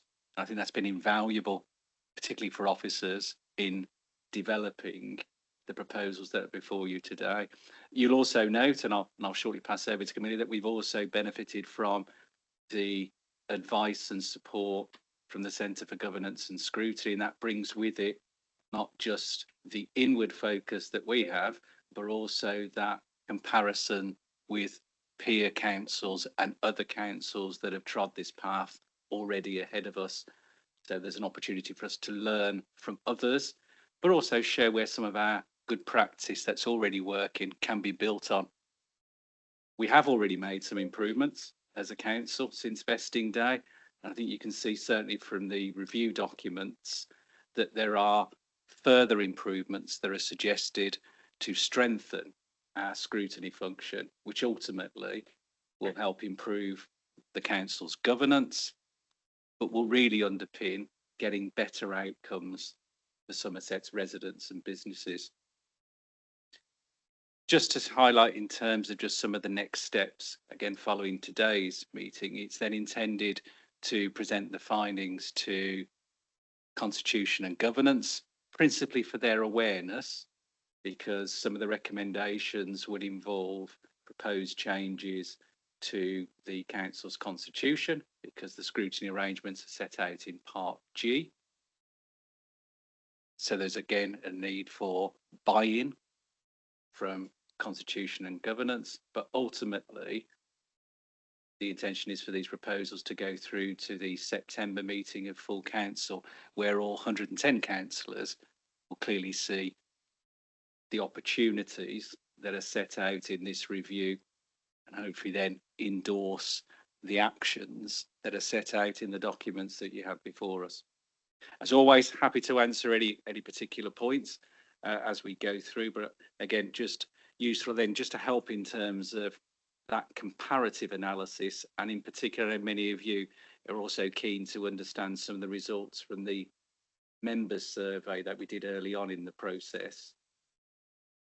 That'll be where I now just hand over to Camilla, who can just take us through some of those key points.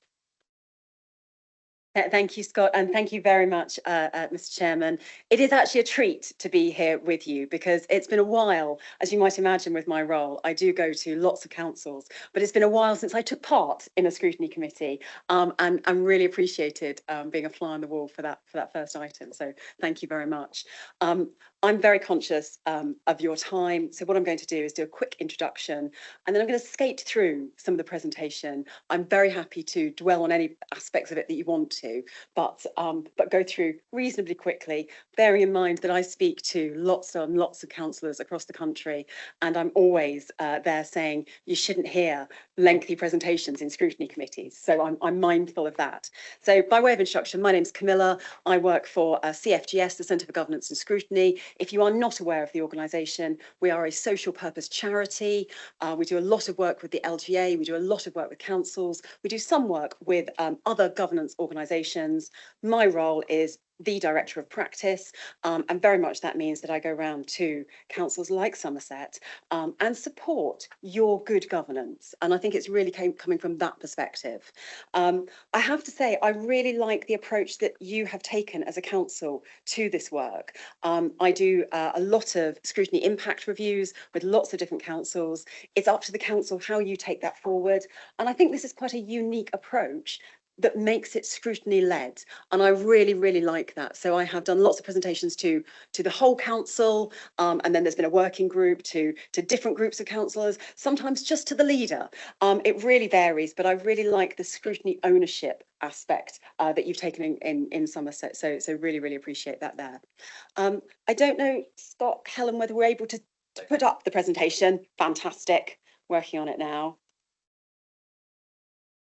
And just as that's gone, if I start by saying I was brought in at a strategic level to do a strategic review, which isn't as in-depth as some of the reviews that we do for scrutiny and some of the reviews that we do for governance. I'm certainly mindful in some of the conversation that was there this morning as the consultant in the room, trying to add value. also some reassurance around CFGS in this space, that many of the councils that were mentioned earlier that are in intervention, that are in governance intervention, I think most of them CFGS is actively working in, and we've worked with several of them to work out of intervention, so Eastleigh, for example, but we're certainly in Birmingham and Woking and Thurrock and many of the others who are in challenging governance situations. I would say that Somerset is not at that point. And you'll see as we go through some of the feedback in the presentation that really, this is about improving, working on what's there already, and really realising the potential of scrutiny. I think we might be having some technical challenges. If I keep talking, and the slides are in the pack, I know many of you have seen them, and I keep talking, Chair, if you're happy for me to do that. So what was I looking at? 3 elements, and this is reflected in your working group's final report. Culture, and we know from the statutory guidance in 2019, we know from working in scrutiny, the most important thing, the most important determiner of whether scrutiny is successful or not is the culture of the organisation. Does your whole council value and recognise scrutiny? Is it scrutiny invited in at the right time? And are scrutiny recommendations listened to? And that's really, really very, very important. Information, scrutiny functions only if it's got the right information, only if it's got enough for you to be able to do your job really, really well. Fantastic, we're there now. I'm on slide 2. And then impact. Are you making a difference? That so what question. And it really is. If scrutiny hadn't looked at this, what would have happened? If scrutiny has looked at it, so what? What difference has scrutiny made? And that's not a set of KPIs, but it's actually making tangible impacts into the decisions that come in front of you, the direction setting that come in front of you, and as the Chair's already mentioned, policies that come in front of you in enough time for you to make a difference to them. I was also conscious, if we move to the next slide, of some of the context that you'd had a peer review, and that the peer review talked about streamlining the scrutiny panels and making sure their capacity was leveraged more effectively as well. So that was the context which I came into. What evidence did I look at? So I was on site, I ran interviews. I like to think of them more as conversations because they're not semi-structured interviews if we're talking about data collection. In April, 8th and 9th of April, and remotely on the 11th, that included the leader, scrutiny committee chairs, scrutiny members, some of the council's senior leadership team at the time, as well as your democratic services team. There was a survey as well, which every member could take part in. And I think we had actually a really good response rate. So 50 responses, almost 50% of councillors there. So really, really good response rate to that survey. We do surveys in lots of councils and we don't always achieve such success. So great engagement there. I also reviewed relevant parts of the Constitution, the Scrutiny Annual Report, peer review report, work programmes and associated documents, including kind of dipping into watching a couple of Scrutiny Committee meetings. So what did I find? That was the evidence gathering. What did I find? One of the questions that we asked on the survey was how would you rate the effectiveness of scrutiny overall? And here the average rating, the mean average rating was 3.32. What does that mean? Well, actually, it's not terrible. I go into authorities where we're looking at scrutiny and it's really not effective. It's really not working. There were no answers out of those 50 members who responded who gave it a 1 or no stars at all. No member did that whatsoever. But broadly speaking, we're around 2s and 3s, the odd 3, the odd 4, no 5s. So what I'm seeing from that as an overall picture is there's a little bit of way to go. Scrutiny is working, but it could work better. And I think that's my reflection to you, that there's no terrible practice, but actually there's an ability to embed practice that works much, much better. Let's talk about some other aspects of this and broadly speaking, walking through this. So culture, what did I find? We see that blue chart in the middle, and you might not be able to read what's at the bottom. The next 4 slides are all colour coded the same. The pink is this works well, the light blue scope to improve, and the dark blue this does not work well and could be changed, and grey at the end. Broadly speaking, we're seeing a lot in the scope to improve bracket for all of these aspects. Under culture, what did I hear? Mixed attitudes. There was a divide between those who value scrutiny as essential and actually those who think that scrutiny is regarded as a bit of a box ticking exercise within the authority. There are aspects of politicisation. Some members thinking it's overly politicised, an opportunity to point score, and kind of asking questions for the sake of asking questions rather than building constructive challenge. But that wasn't the case overall.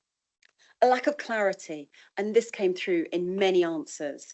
Uncertainty about whether scrutiny is for education, oversight, decision-making support. It's more of a talking shop than a mechanism for accountability. So I think that was a really key thing that stood out for me. And late involvement, scrutiny often being brought in too late in the process. So decisions have already been made or are about to be made, agendas are set, and it's going through a scrutiny process by way of a not quite rubber stamping, but the relationship between the decision being taken and going to scrutiny, not enough time for scrutiny to meaningfully add value there. We go on to the next one, relationships. What do we hear from relationships? A little bit more negative, more pink in those boxes there. Strained officer relations at times. Sometimes senior officers resisting scrutiny or scrutiny members thinking that they're resisting scrutiny, and again presenting information only after key decisions are made. That was something that came up a lot. But on the flip side of that, there was a lot of understanding. So understanding the pressures that officers were under and the workload that was there. So having late reports or lengthy reports, sometimes those ones that were mirrored for executive, and really going, this isn't working for us. We want to get better. We want better relationships there. Limited executive engagement. Sometimes exec members could be defensive or dismissive, and recognising a need for better integration and clear respect between the two. Internal disconnection. Sometimes scrutiny committees working in silos. I think that was a comment that was made, with limited cross-committee collaboration or shared purpose, which once again comes back to this point around what's scrutiny there for? What is your vision of scrutiny as a council, and how do you know if you're achieving it or not? And variability between member engagement. Some councillors, fantastic commitment, fantastic engagement. Others more passive, not prepared, not reading the reports. Could be insufficient training, could be lack of understanding. There were lots of different options that were given in there, but not always meeting that across the board. And follow through being weak. So recommendations made to executive, and this was already mentioned in one of the recommendations. Actually, that formal process, you make a recommendation, what happens to it? Do exec agree it? Do they not agree it? And if not, why? And actually, how is that fed back to scrutiny? And that being really, really important, because those are the levers you've got to pull to make a difference with. So on to the next slide. Set up an information. What do we see there? The number of members on each committee, lots of working well, we're seeing there. Some really positive things, more than 50%. I think that was the only question that had more than 50%. Some structural concerns, although it's worth saying that not all answers were the same here. So some members saying actually committees weren't too large, some saying they were. Some that they were overburdened with agenda items, a lot of agenda items, too many agenda items to really get into the depth of them. Talking about smaller, more focused committees being necessary. Training needs as mentioned, timing and planning, and this speaks to the work programming issue. Scrutiny being reactive and scheduled poorly in relation to executive decisions, and I've mentioned that already. And really needing that better planning, early engagement, good planning in place so that scrutiny knows why, when it's looking at items that are coming up. And thinking about the follow-through week, recommendations ignored, and actually we really want to strengthen that there. Work programming needs to be improved. And in terms of impact, and this is sorted by scrutiny not having impact, and we see here the largest aspects of this does not work well. Engagement with members of the public does not work well. It was fantastic to see some members of the public at your scrutiny committee meeting this morning. That was really, really positive. Actually looking at how scrutiny can listen and can engage beyond scrutiny committee meetings with members of the public. We saw limited impact. Some see scrutiny as valuable and insightful, but actually minimal influence on actual decisions, not necessarily seeing scrutiny's fingerprints on the decisions that are taken. Bit of a disconnect with the public. and recommendations disappearing into the ether sometimes. If we go to the next one, I've got some call outs here. And again, this is in your papers, so I won't read all of these, but a mixed bag. And I think this adds some colour to those findings. I also heard that scrutiny members were generally really nice and wanted to work together, and that actually there was a team ethos between it. So it wasn't all terribly negative. And I'm skating through this and giving you some headlines, but it wasn't absolutely everything is awful. It was, we want good scrutiny, we want to work together. Generally, that does happen. But wanting a vision to back that up, wanting kind of an awareness of impact to back that up, and really, really needing to move away from reports for noting. So if it's coming to you for noting, if it's for information, can you have it in a different way, rather than having far too many things on your agenda items that really just look at, that's an information item. What can you do with it? How is it active in committee? And if we move to the next one, so this is a summary, and a quote that was made to me was, scrutiny's impact has been poor at the new council. And why is that? So these are my suppositions, unpicking what I heard and unpicking what came from those interviews. So high demands on staff, and that's both your democratic services team, but it's also your officer cadre within the organisation. You have a lot of committee meetings. They are frequent, and you have a lot of committees. But there's a lot of process there to just provide the information, and a bit of a hamster wheel, if I can say that as well. So reports, presentations on council business, and we saw this morning frustration that not all of the reports were published in time, and that really coming through. Aligned to that, lengthy papers and agendas, and often being tied to decisions made by the executive. And actually heard that some of that was necessary, because you've got it on there because it's going to the executive. Actually, you want the same information that's going to the executive. You certainly want to be included in that information. However, can scrutiny have it upstream before those decisions have been taken, before that thought process is there? How can you get involved at a point where plans are being formulated, rather than it being presented to you as a fait accompli? So it's sometimes the same paper. Actually, there's a limited amount of value you can add for that.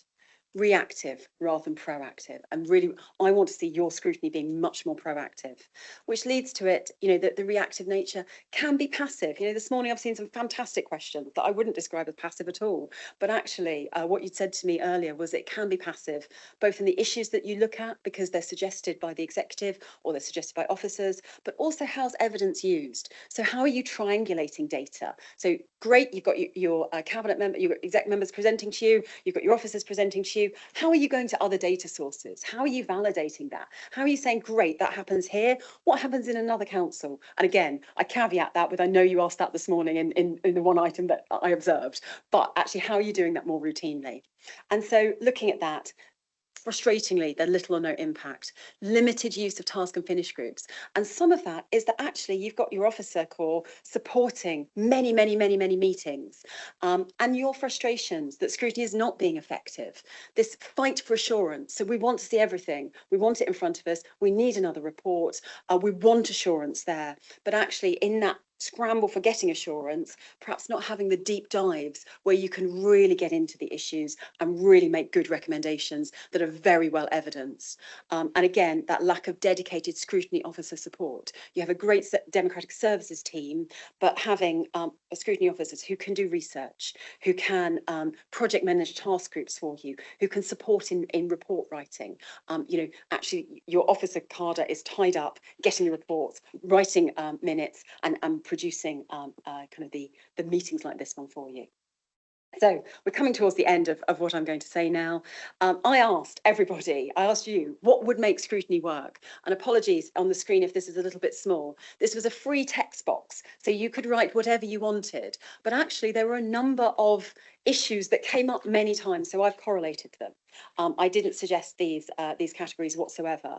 The first one, with 9 members saying, was engagement, training, accountability, making sure you've got members who turn up, who know why they're there, who know what value they're adding. Training is part of that. Their own accountability is also part of that.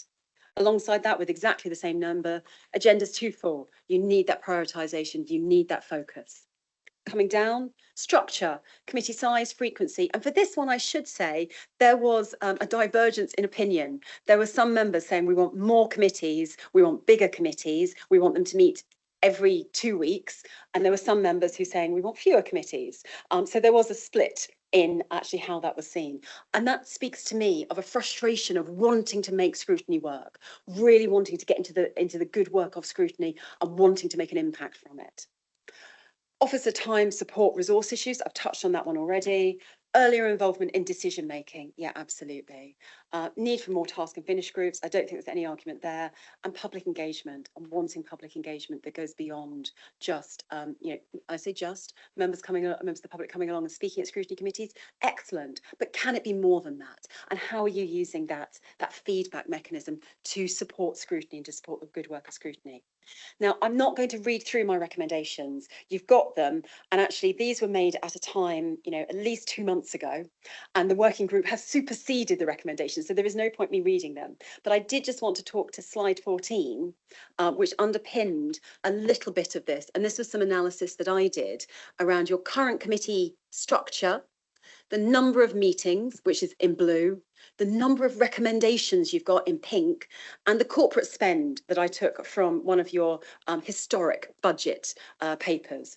And so what we're seeing here, and I took your committee data from the annual scrutiny report in 2023 to 2024, what we're seeing here is a lot of committee meetings and a real limit of the number of recommendations that come out. Now, I caveat that with I wouldn't push you to make recommendations for the sake of recommendations, and the number of recommendations, you know, if you're making 200 recommendations, that in itself is not a positive. However, I would like you to see more than you making one recommendation across a year. And looking at, and this was slightly historic, so 2 months ago, when I was looking at in the current year, in the previous year, you'd had 40 meetings and you'd made 4 recommendations. So if we're saying that scrutiny committees take place 2 hours, and this one has already been longer than that, that's 1 recommendation every 20 hours of discussion. I would like to see you use your recommendations more. And actually some of those recommendations, when I looked through them, I wouldn't count them as recommendations. They were actions. So they were valid actions. So they were set up a task group, do more on this. Absolutely. But I would like you to see you making those smart recommendations that are your levers for actions, whether that's asking your exec to do things differently, whether that's asking external bodies to do things differently. But I would really like to see you actively making recommendations for change. Chair, I'm going to stop talking there. I'm very happy to take any questions or to come in on anything you need me to. Thank you very much. Camilla, can I just emphasise something that you said? You have made your report. The working group very carefully considered everything that you said. A significant amount of what you put forward, the working group accepted and have incorporated into their recommendations. Not everything has been. There was a lot of debate, as you will see. We've been meeting on and off since April, and several times. As a result of that, some of those things which you thought it was worth us considering, we've accepted. Some of them we have not, at least not wholly. So the result here does not parrot what you have put forward, but nevertheless, I think it does properly acknowledge everything that you have said and has very carefully considered everything that you have said, even if we haven't agreed with absolutely all of it. So it's now really for members to have your say on those recommendations, which I hope are clear, although the paperwork is fairly extensive with the full report and the supporting papers. Again, as you will see, the working group has spent a lot of time, and could I commend the support that we've had from Jamie and Scott, particularly in this. It has been an extremely valuable exercise and a very good working group, if I might say so. I won't say that it's been entirely without disagreement, but on the whole, it's been a very positive experience, and I do thank all members and officers for their support in that. Councillor Hobhouse, you were the first person to raise your hand. Thank you, Mr. Chairman, and thank you for chairing this committee. As a member of the committee, I just want to make a number of points. The first and foremost is that I am on the Climate and Environment Committee, and you will notice that we have done the most recommendations of all the committees, the other ones all put together. That point needs to be made. The other point that I want to talk about is the amount of workload that is now being put onto the Environment and Climate Committee. If you look down the papers, you will see that the Climate Environment Committee have 29 more subjects than any other of the committees.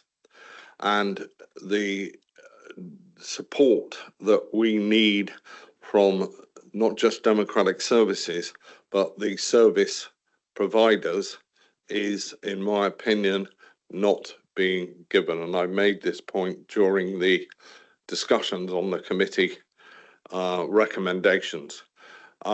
We need to understand that member involvement in making decisions is executive.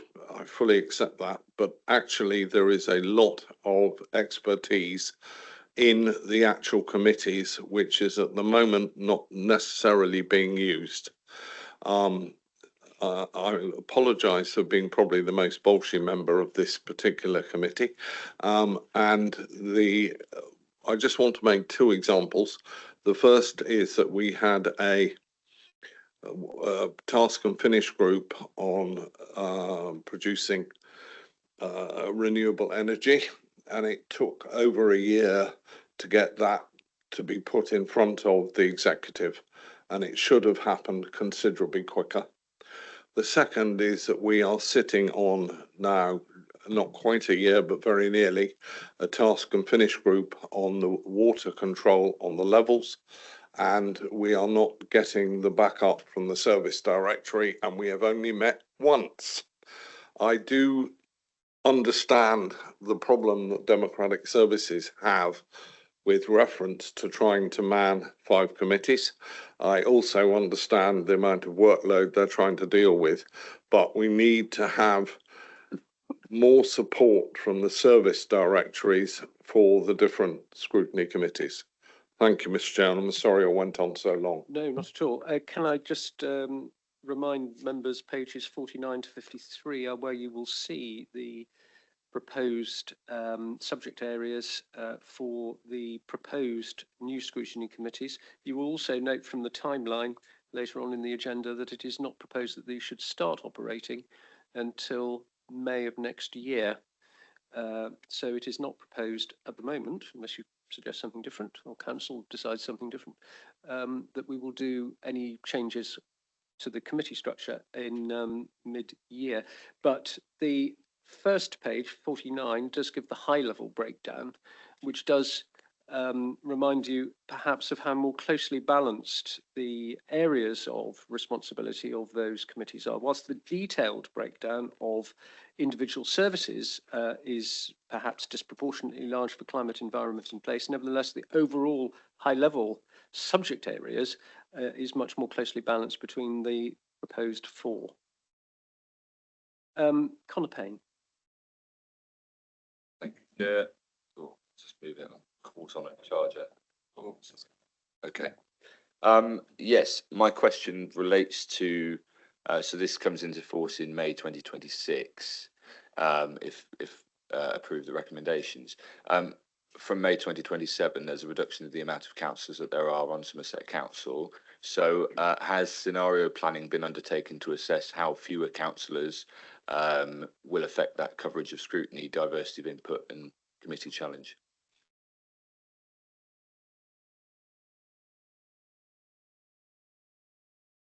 In simple terms, yes. In terms of the analysis, I mean, the proposed reduction, as you know, which is being consulted upon, amounts to 14 councillors, whereas currently there are 59 of the 110 councillors who are involved in our scrutiny function, whereas the proposed reduction down to 4, assuming a continuation of 13, would still provide for 52 councillors, which again could be accommodated within a potential new council size of 96 councillors from May 27. But again, just to stress, as you all know, that is still a live consultation and still subject to parliamentary orders for it to come into effect. And I think that we've also built into this that there should be a review and indeed an ongoing review of the new arrangement. So if something is found not to be working, then we will just say it's not working, we need to change it. So what we don't want to do is to see something set so firmly in concrete that it's immovable. That is not the intention. It is to move to a new system, but to keep it closely under review. Councillor Filmer. Thank you, Chair. Yeah, it was very much welcome the review. Was a couple of queries I wanted to raise, if I can. The one concern that came out from the report that we had, which was the committee impact, and it seems that the measure that's been used is formal recommendations. Certainly from my experience on this committee, and I was interested to see everyone gave the executive a hard time that they don't work with scrutiny. From my experience from this committee, again, executive has worked pretty well. They have attended very regularly. They listen to our comments and they have reacted when they've taken it on to exec. So when we've had that ability to go in front of the executive, they have listened to what's been said here and often made amendments. We haven't made formal recommendations for them to do that, but they've picked up, not exactly by osmosis, but from being part of the discussion, that has fed into the whole process, and I think that is something that is valuable and doesn't come out of the report. And so that's, to some extent, particularly looking at corporate resources, saying we've made one recommendation over the entire time. There was a lot more that went into stuff than just a formal recommendation. In terms of how we go forward, the reduction, and I love the word streamlining. We're not reducing it; we're streamlining it. So I think it's one of those things. It's we've got to see how it works, and I'm happy to see as, and that's an ongoing review. But it is going to put pressure, I think, on the four scrutinies to cover the whole remit. We do struggle at the moment in terms of time that is available, and a lot of that does come down to resources. Now, in the report, it talks about us going up from 3 full-time equivalents on scrutiny officers to, I think, 4 and 4.5. It's interesting. Again, it's like all these things. Where do you draw the line to start? Where you start measuring from? Because when we went post-vesting, there were a lot of officers who were engaged in scrutiny across the 5 councils who came in, and we had a lot more than 3 full-time equivalents at that point in time. Now, somehow we've lost all that scrutiny support, and now we're talking about putting some of it back. So I welcome the putting it back, but it would be wrong to make it look as if we're suddenly massively increasing scrutiny support when I think there has been a reduction that we've been struggling with over the last couple of years. So I would just like reassurance that, again, that amount of support is going to be kept under review, because if we are going to reduce the number of committees and we're going to go to things like the task and finish groups and the scrutiny summits and stuff, that is going to need support. And I'm not convinced at the moment there is adequate support in there that's going to make the new system work as well as it could. So again, I think that's just something we need to keep our eyes on. In terms of, and it was part of the point that was raised, I think, by Councillor Rodriguez earlier in terms of discussions about how we scrutinise budget and such. As a committee, we increased our number of meetings with the financial issues that we were facing so that we keep track of what was going on. And I think we do need to be careful that we do keep very much across what's happening with that. And the document that came out seemed to imply we were going to go to quarterly scrutiny of budget and after the executive, whereas at the moment we should be monthly and in front. And we fought hard to get us in front of the executive. It would be a real step backwards if we end up simply scrutinising what they've already done, because it doesn't add to the process. So happy to leave those with you, Chairman. Right, thank you, Councillor Filmer, and we do very much value your insights as an extremely experienced scrutiny chairman. Perhaps if you could just hang on to the point about the budget monitoring for the later items, so that you can come back in again on that one. Would you like to address the staffing issue, Officer Aldridge? Yeah, I mean, again, that's right, just to help qualify, particularly at Councillor Filmer's point. I mean, at vesting day, they're the equivalent of 35 full-time employees. That transferred through from 5 councils to the 1. We are now currently, following the organisation restructure, at 20.5 FTEs. So there's been a reduction of 14.5 staff within 2 years.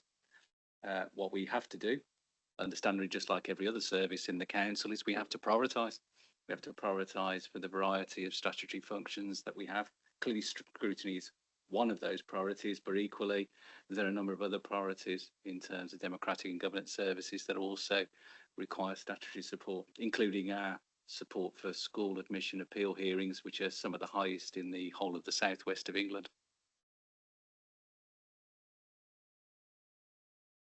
Thank you, Joe. I just wanted to come in on the point around impact and to absolutely commend the point. So I cantered through rather quickly and I did look at recommendations. However, I am firmly against KPIs for scrutiny looking at recommendations and equally how many recommendations are agreed.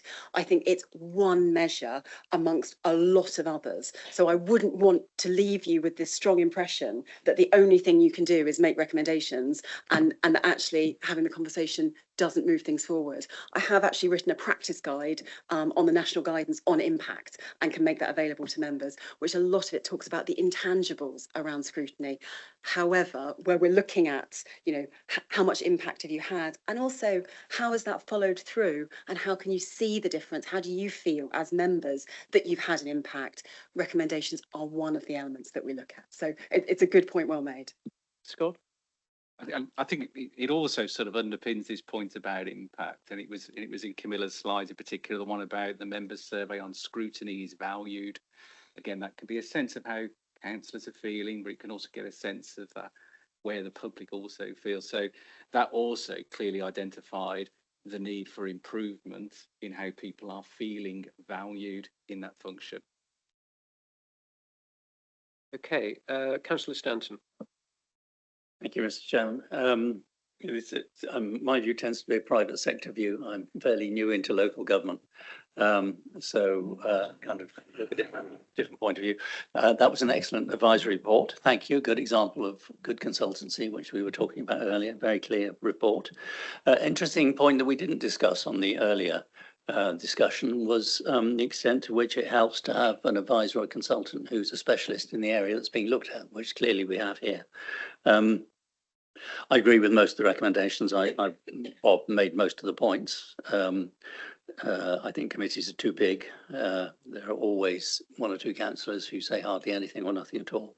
I'm on adults and health scrutiny, and I wanted to make one particular point about that, which is that that statistic is slightly misleading because half of what adults and health scrutiny scrutinise is run by the health service, to whom we can't formally make recommendations. It's not run by our executive, so whereas we can on adult social care. So that kind of artificially depresses the number of formal recommendations. But it's good to see that the committee's recommended to continue because there are really good debates and discussions. And if you'd heard the questioning of the health service people about the changing of the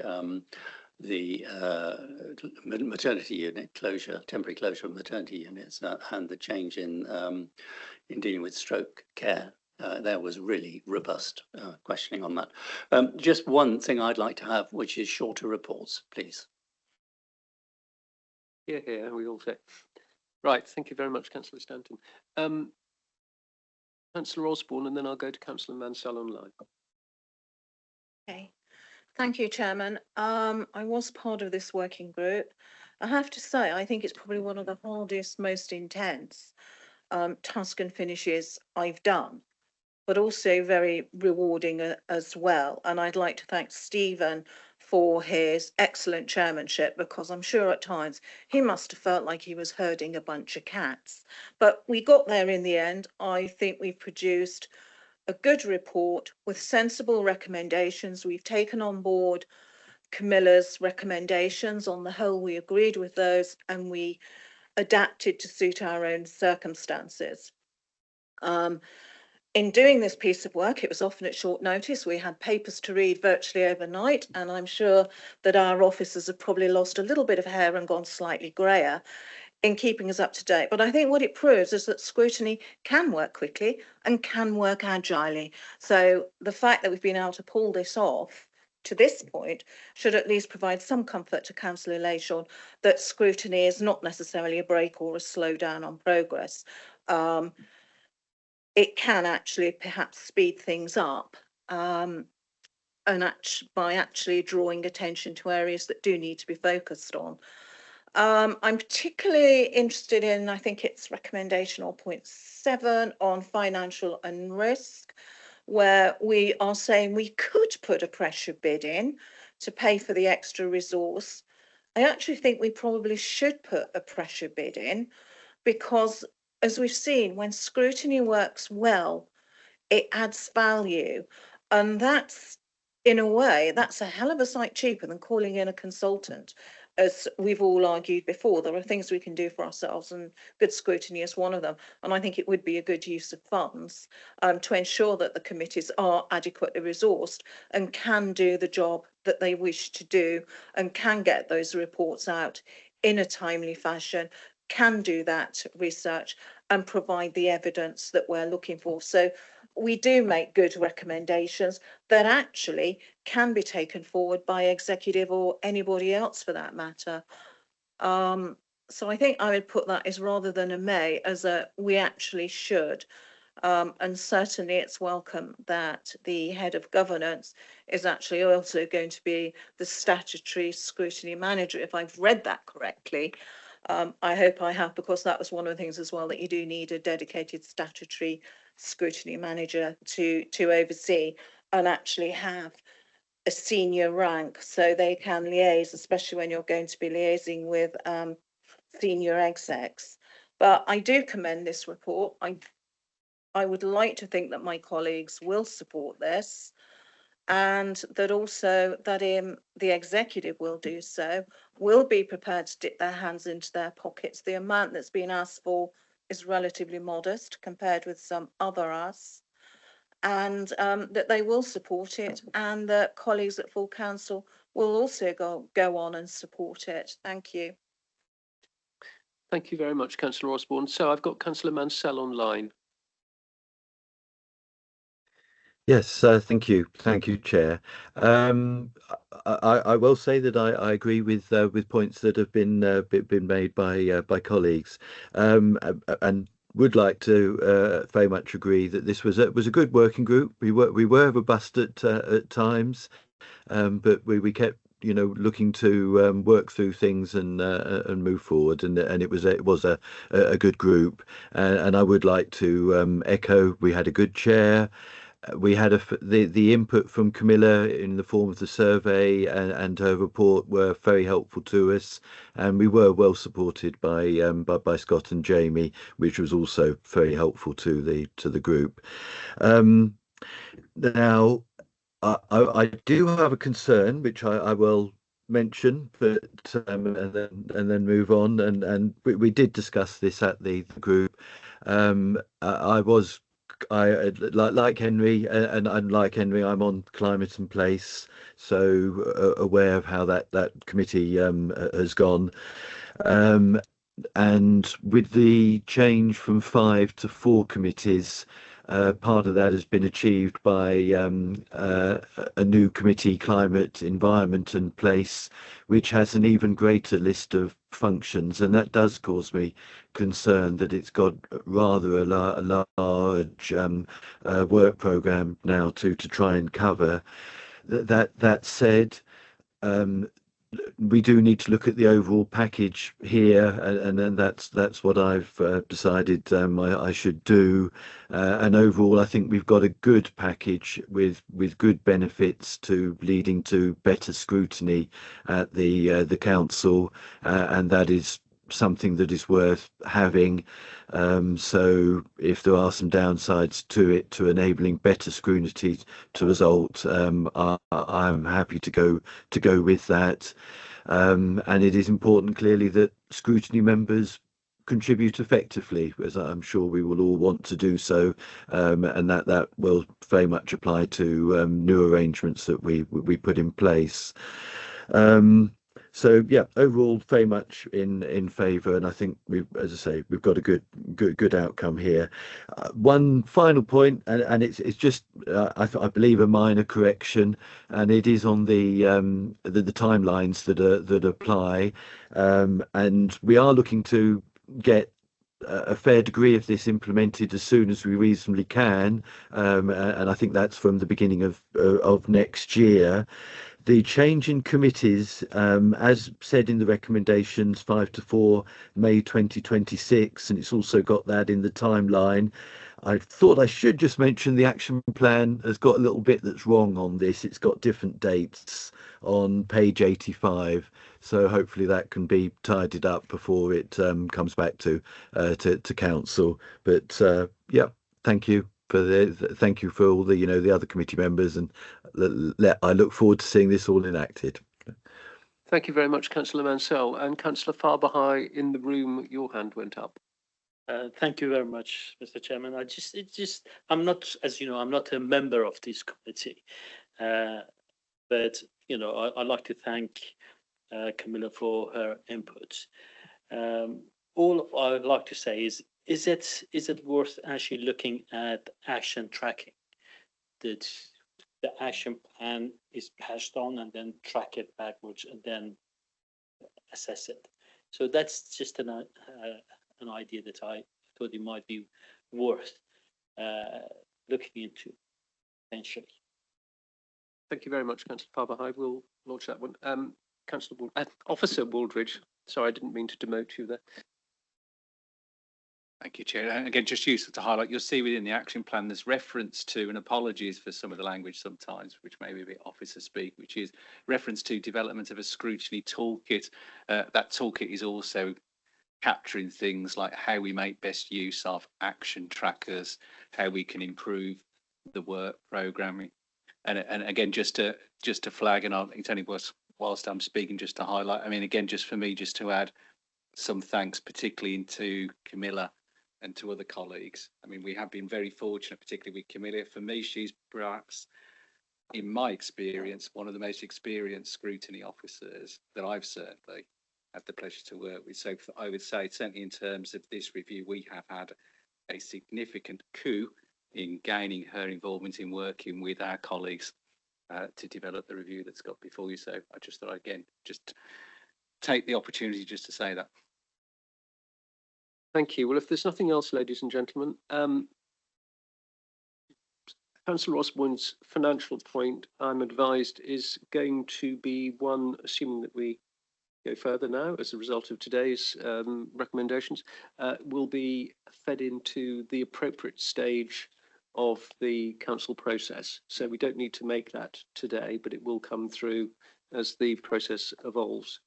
So I would, from the chair, then move recommendations 1 to 11, and note that the scrutiny review findings will now go, assuming it's passed to the Constitution and Governance Committee, prior to being recommended to full council for approval to the necessary changes to the council's constitution, new scrutiny function arrangements, and the resources needed to deliver the review and action plan. The scrutiny protocol in Appendix C, I take it that we will have now considered and endorsed that draft and agree to consult the executive on this ahead of approval of the final scrutiny protocol at a future meeting of the Scrutiny Committee, Corporate and Resources. And subject to full council's endorsement, request that the head of Democratic and Governance Services implements the action plan in Appendix D, and subject to full council's endorsement, agree to evaluate the improvements to the council scrutiny function in January 2026. So I'll move that from the chair.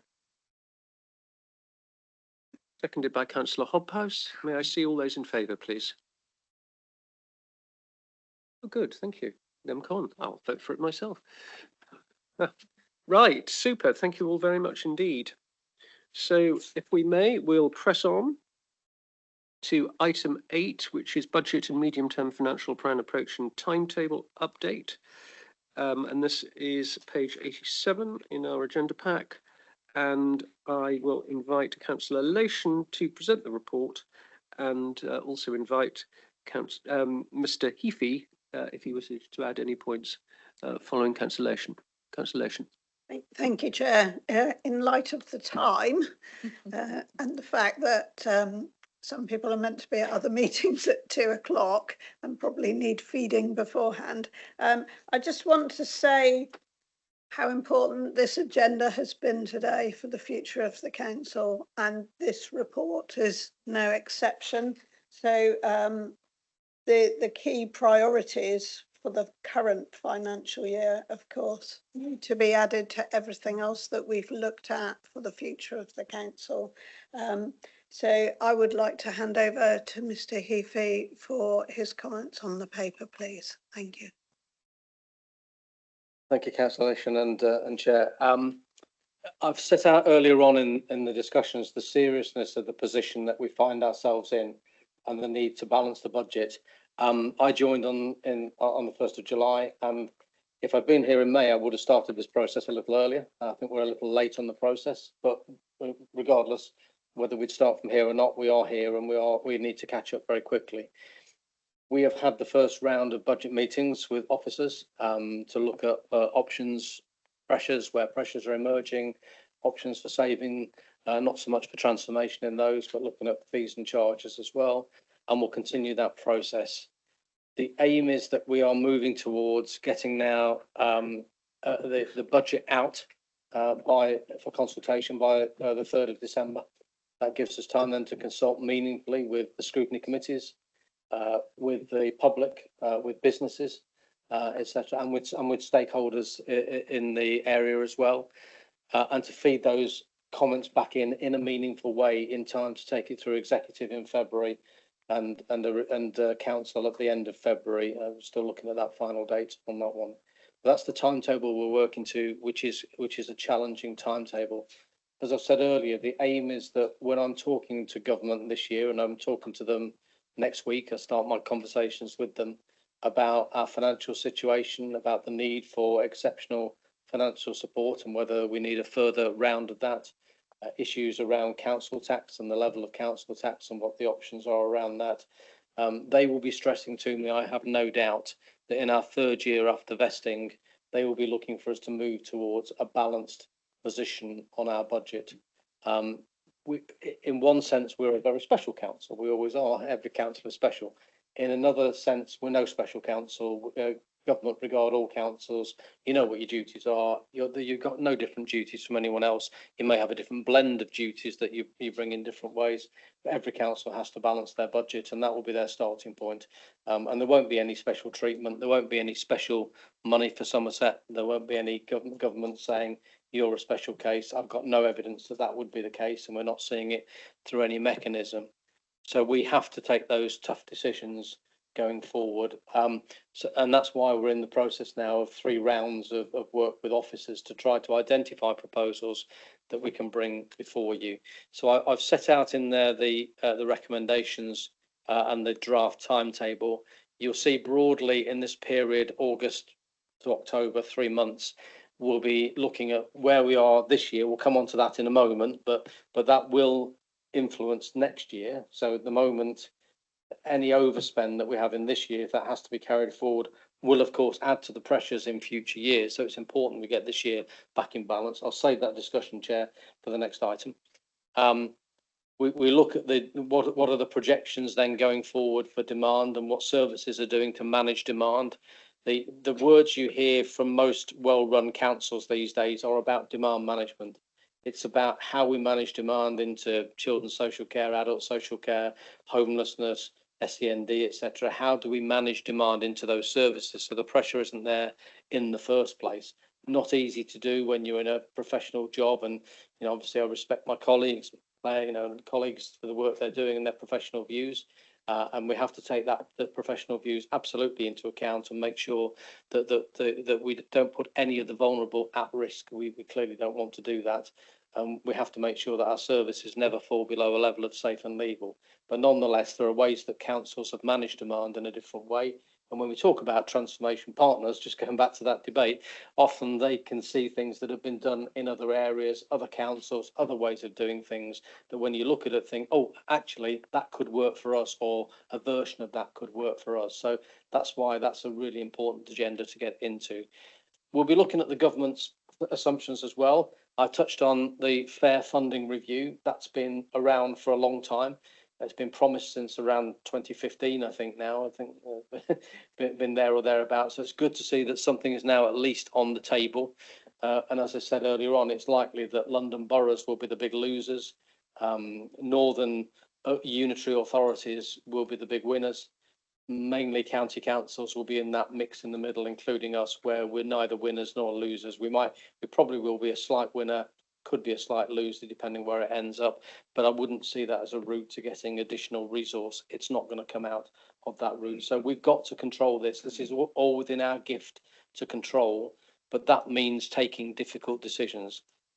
It means stopping doing some things. It means doing less of some things.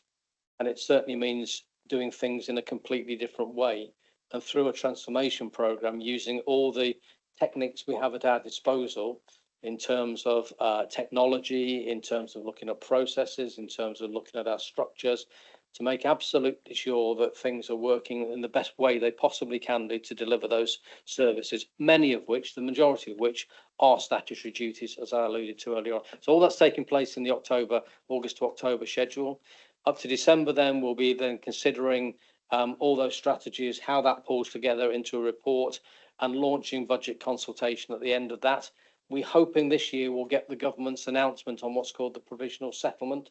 You'll be familiar with that term, but normally government promise it in November and give it in about 2 days before the Christmas break, which is helpful. Again, this year the government has reiterated they want to give it to us early, which is good. And they also indicated they will give us to us on a 3-year settlement this year rather than 1. So we'll know 3 years in advance what those numbers look like.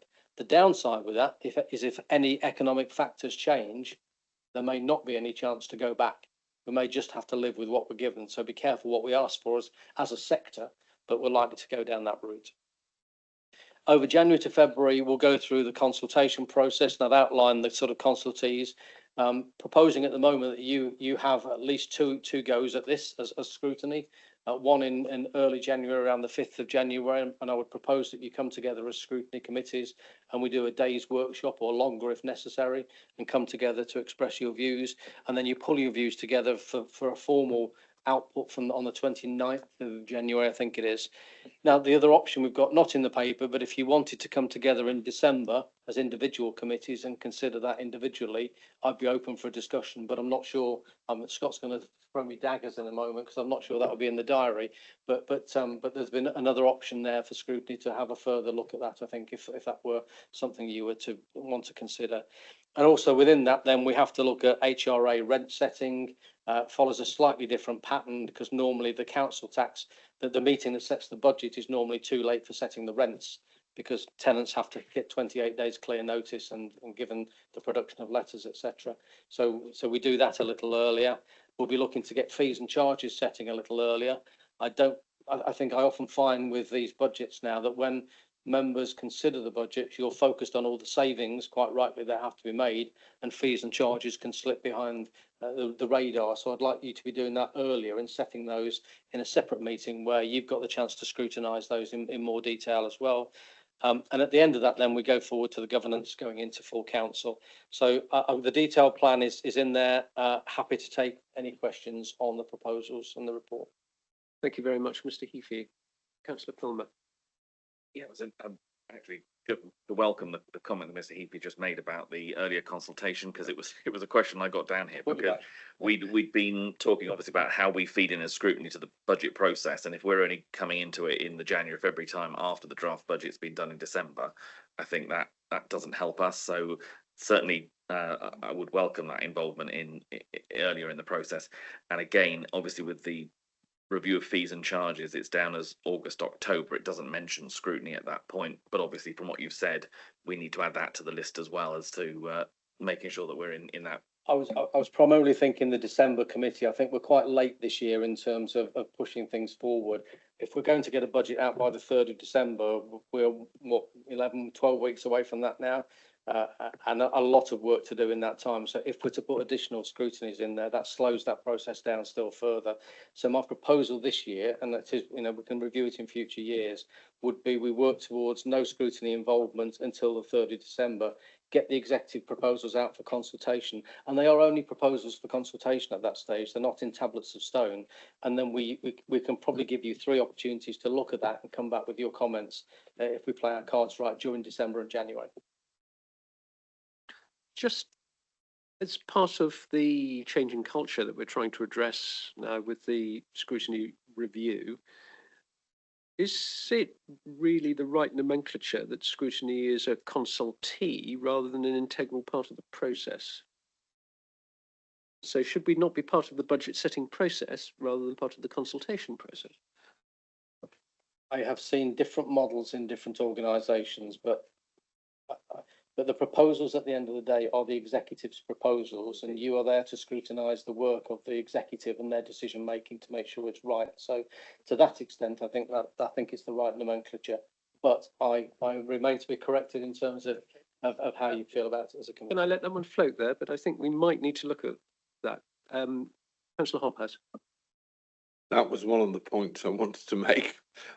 You made it. The other point I wanted to make is the different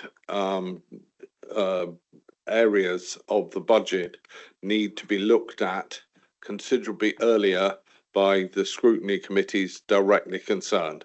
So the adult social care needs to be looked at October, November. The children's same details, so that when it comes to this committee as an overall part of the process, we've had the input from the specialist scrutiny committees, because they should have enough information to be able to say that the overspend that we have seen in month 2, which is coming up, should never have happened, as an example.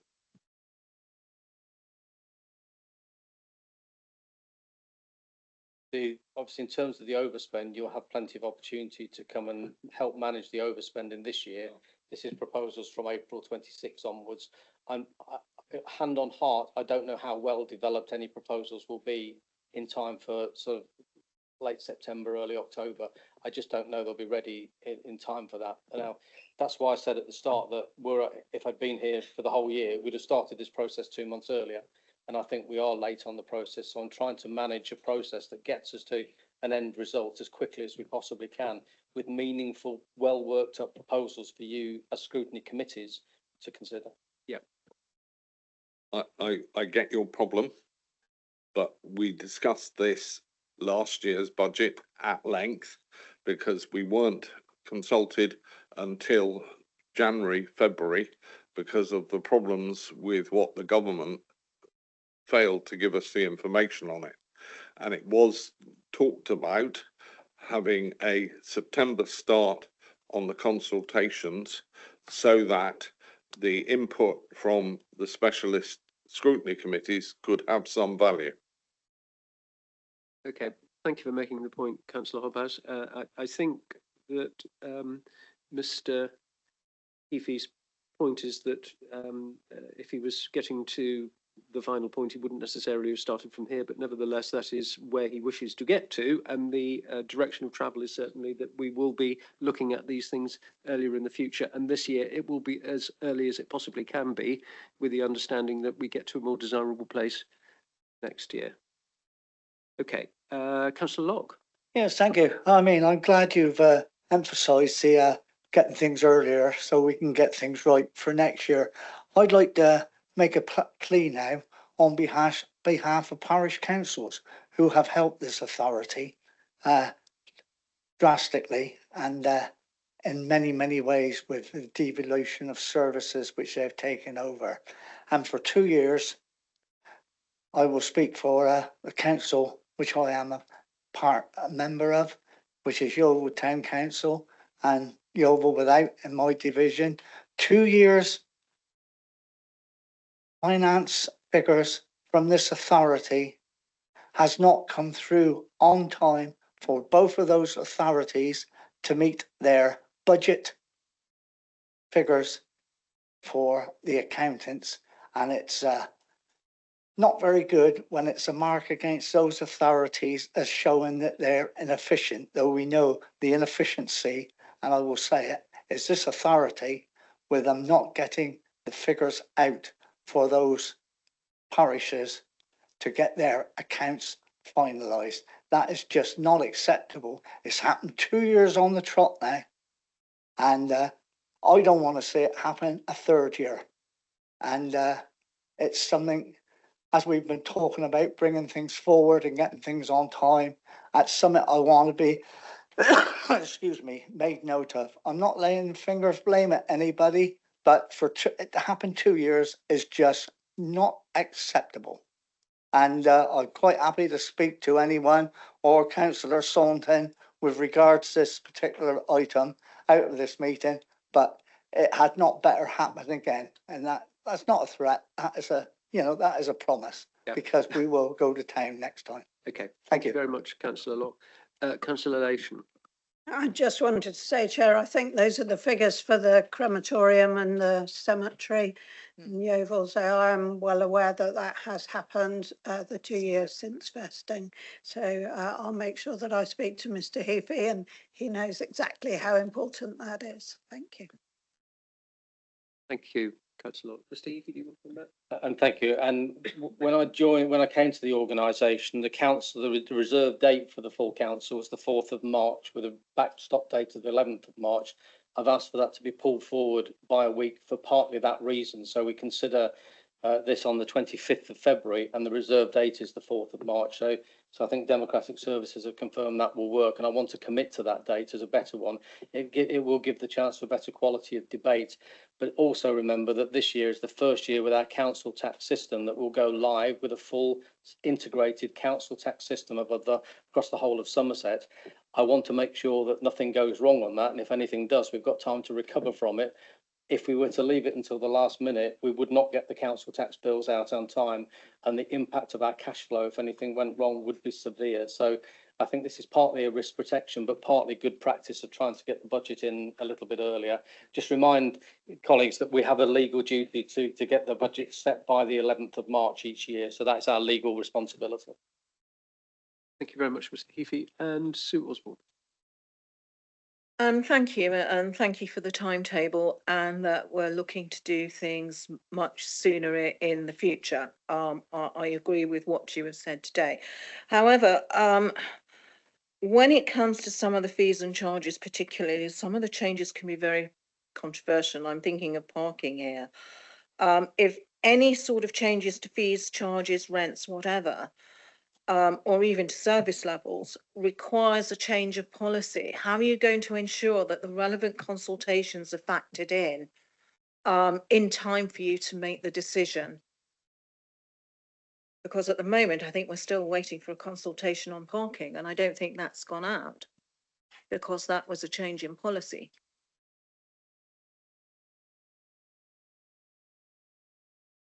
So most of the fees and charges won't require consultation, even if they're above inflation. But some will. So what I'm planning, as I've said to you in the introduction, is to bring fees and charges earlier so that you can have a proper debate, clear of anything else, and look at the whole range of fees and charges.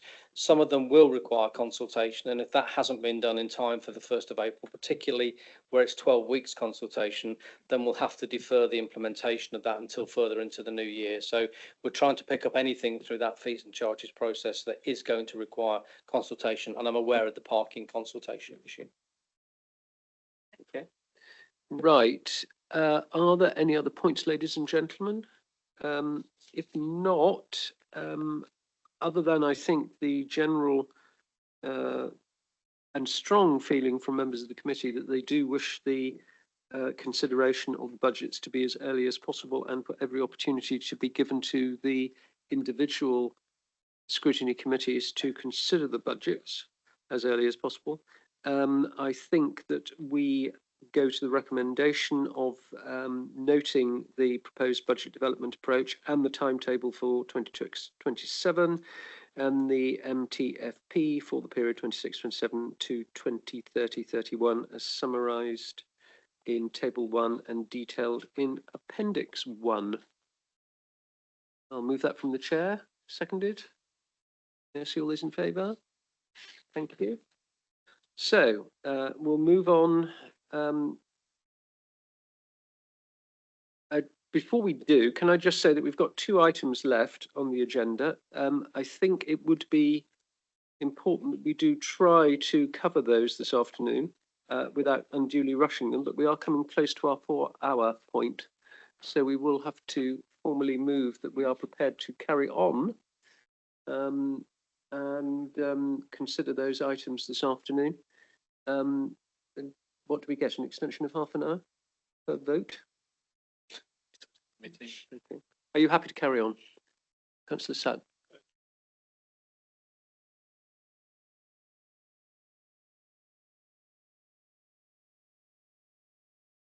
I've understood. I think we will, however, remain quorate unless anybody else desperately has to go. And I think it is important that we do consider those items today so that we don't fall behind in our timetables. Not a good example to set. Okay, so are you happy that we continue the meeting? Yes? Thank you very much. So we'll press on then, if we may, to item 9, which is the General Fund Budget Monitoring Report Month 2, end of May 2025. Councillor Lation.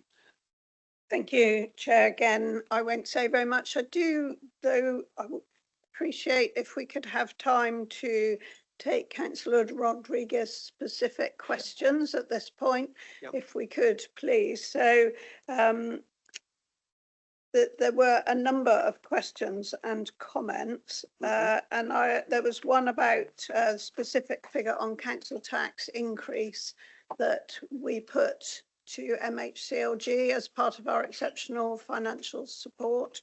And I just want to make the point that we put forward multiple options on the form that MHCLG provided for us. It wasn't one option. So there was a letter requested under FOI, which followed on from the form that we completed, but we did put in multiple options. There, on the point of whether we have monthly budget monitoring in different councils and in opposition and in control, I've looked at monthly budget monitoring, I've looked at quarterly budget monitoring. My concern, more than actually how frequently those reports come out, is ensuring that they come out sooner after the end of the relevant period, whether it's a month or a quarter, so that we're not looking at something now at the end of August that is actually end of May, and also that we have a consistency in when that every figure for every line for each directorate, when that date is, so that everything is drawn down on a consistent date. So I'm looking for, I'm satisfied with quarterly for public meetings. I'm satisfied with, I want, rather than am satisfied at the moment, I want to have that consistency of when we draw those figures. And then I want to see that come forward sooner after the end of the relevant month or quarter.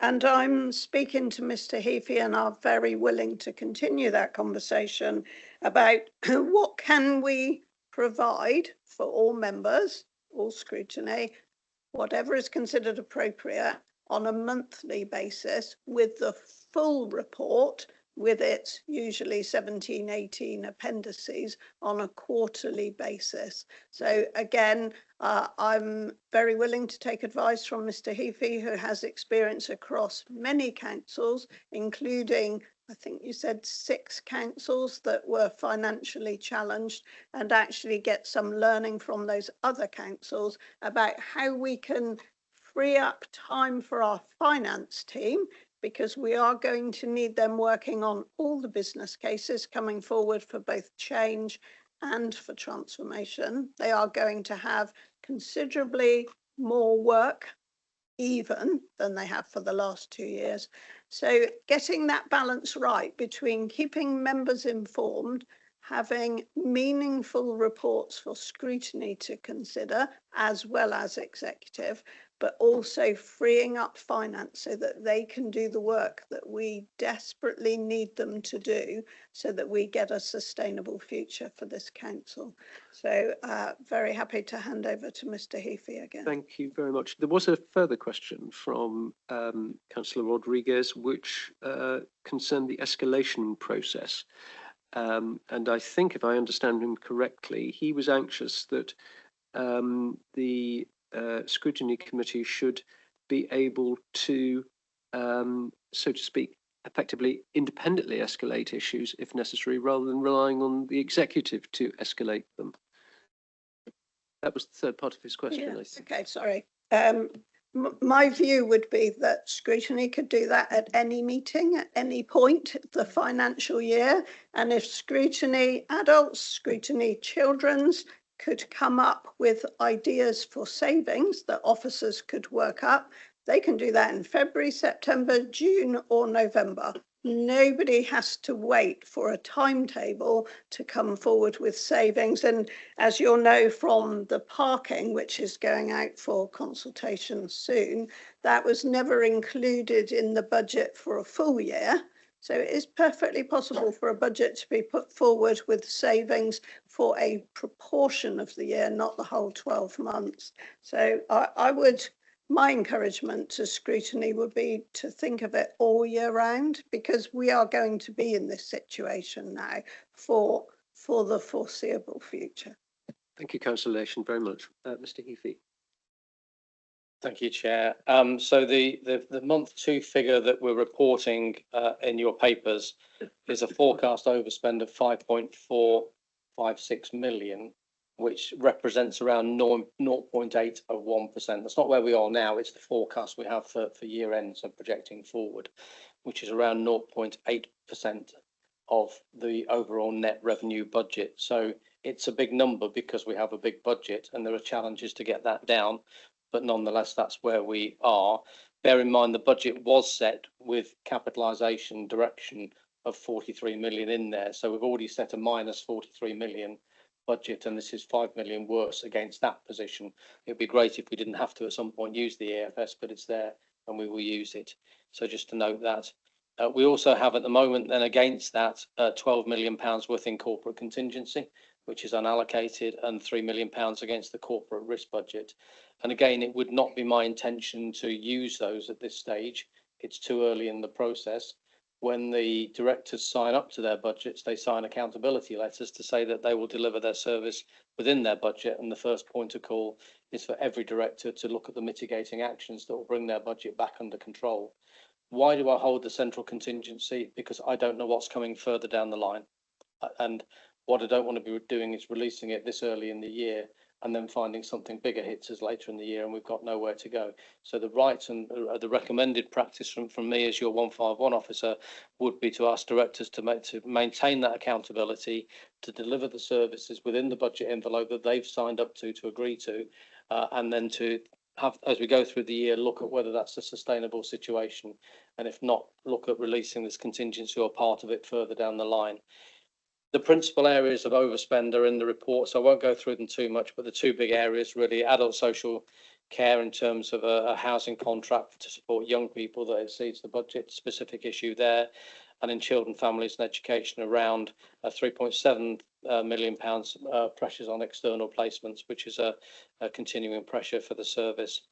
I would also draw to your attention that the deficit management plan for the SEND has been agreed now, which is good to get that back under control for the high needs block.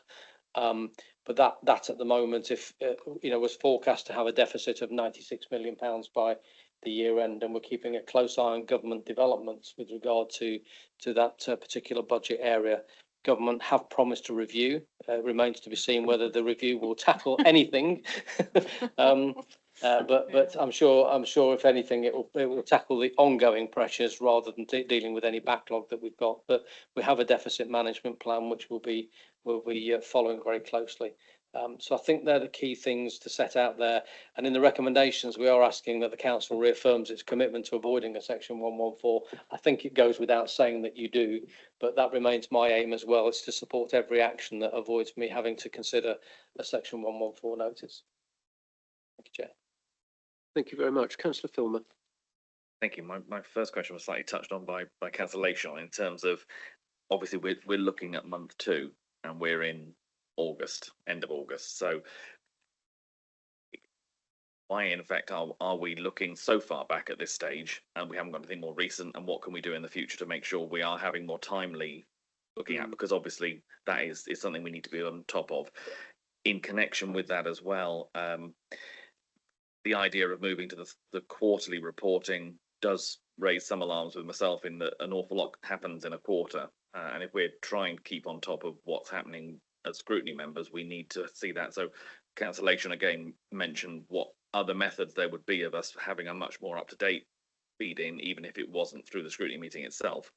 And in a similar vein, it's on later in the report, there's the risk register, and I can't find it for the minute. It's page 109, and our budget overspend risk at the moment is original risk 25, current score 12. It seems very optimistic for that sort of reduction. So just wanted to understand how we've got from 25 to 12 with where we are at this stage of the year already. From a risk perspective, we're holding contingency that's significantly greater than the overspend. So that's why the risk is coming down at this moment in time. Overall, we look at the finances in the round. So that's why that risk is coming down. We could finance that if we needed to. Is it best practice to do that? No, it's absolutely not best practice to do that, but we could. So the risk is reduced from a corporate term. In terms of what Councillor Lation referred to, first of all, let me praise and thank my finance team. They're working incredibly hard. There was a new system implementation a couple of years ago, Microsoft Dynamics, which was not a good implementation on a system that wasn't well used in local government. So the team have been fighting to get that system to work for them properly. It's my aim. You're absolutely right. You should not be considering May information at the back end of August. You really shouldn't. And normally in a well-run authority, I'd expect to get the finance reports out within 2 weeks maximum. I've even seen one authority that does it within the day afterwards, so it is possible by making certain heroic assumptions, but certainly within 2 weeks. At the moment, it's probably taken us 5 weeks to get that information out, and then it's feeding through various cycles as well. So my commitment is to look at the finance processes and to help the team. It's like our own transformation within finance, really, to look at the ways of doing things that can speed up the time, to make sure that when you do get the quarterly reports, they are meaningful reports. They're issued on time. You can make real-time decisions on them, not wait until 3-4 months down the line when frankly they're so out of date. It's not true. Positions already moved. I'm just looking at the period 4 numbers now. So so it's crazy that we should be doing that. So part of my commitment whilst I'm here is to look at all of the processes that we're doing within finance, both the financial reporting and accounting, that side of things from an audit perspective, but also the reporting side for you to make sure it's much quicker. Thank you. Councillor Hophouse. Thank you, Mr. Chairman. I absolutely agree with what you've just said. We're now at the end of August and we shouldn't be looking at 2, we should be looking at 3, and that is a quarterly report. Are we going to be in a position in 3 months' time, if we're only getting quarterly reports, that we're going to be looking at in January at month 6? It is my hope that over the year it will improve. I can't say I'll get to where I want to get to 14 days by the next report, but you will see an improvement next time and maybe another improvement beyond that, so that by the end of the financial year, we'll be in that better position. And going into next financial year, you should be getting these things routinely on a much better basis. So how far off are you on month 3 now, considering at the end of August, 30 days from the end of month 3? Month 3 figures are done now, ready for consideration by the executive, and they'll go to executive first. Month 4 are being worked on now by the finance team. Okay. Online, we've got Councillor Lee Redmond, and he has also put his question, very helpfully, into the chat box. So if Mr. Heafy and Councillor Lation would like to read that, and Councillor Redmond will now speak to it. It's really just some clarification, really, Chair, because I was a little bit confused. Councillor Hobhouse made really good reference to the appropriate scrutiny committees having time to look at budgets in both the generation of them with the FTM with the new budget going forward, and then also for budget monitoring. However, Councillor Lation then indicated that at any point scrutiny committees could bring recommendations forward in relation to both budget monitoring is the main issue. So my question is, how are we going to be bringing salient questions and comments in relation to budget monitoring forward if we don't see the budgets, the paperwork rather, at our committees? Because now, from my understanding, is the budget monitoring will come to this, rightly so, in the whole budget come to this committee, but how will we be able to comment and influence on overspends, savings recommendations, adjustments and stuff like that? I'm a little bit confused. Just some clarification, please. Councillor Lation, do you want to respond? Yeah, it's fair to say that Councillor Redmond has a fair point. My experience, and so I'll go back to my professional experience as well as my time as a councillor and as a lead member, is that savings are worked up over a period of time, and the starting point can be in lots of different places. So it can, a saving can start at any time in the year. It can be developed, and then I used to report to a board of management as well as separately to trustees. And I used to have to work to that schedule of meetings, but sometimes the schedule of meetings wasn't helpful to me in developing what was usually, because I worked in the arts, usually about savings and working differently in a transformational nature, so that we actually found ways of providing for our patrons in a way that either earned more money, made savings on overheads that allowed us to do the same thing or better in a different way.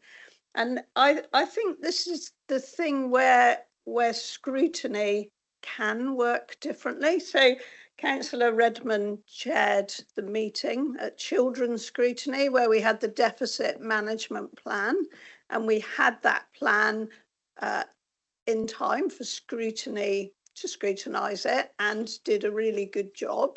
And I sat there as one of the two lead members who needed to really understand that paper, and that scrutiny session helped me understand it a great deal more than I did before the meeting. So that's one example of how scrutiny can work really well. To be honest, and I'll be really frank now, I've sat in lots and lots of scrutiny meetings, and they have mostly been about what we don't want to happen, not what we do want to happen. So they have been on most occasions more about concern about where savings stroke cuts may be made and where we don't want to see that happen. So certainly in the year when Jason Vaughan was the 151 officer and we had the scrutiny meeting at Canalside, which Councillor Filmer chaired, if I remember correctly, that was really helpful in bringing forward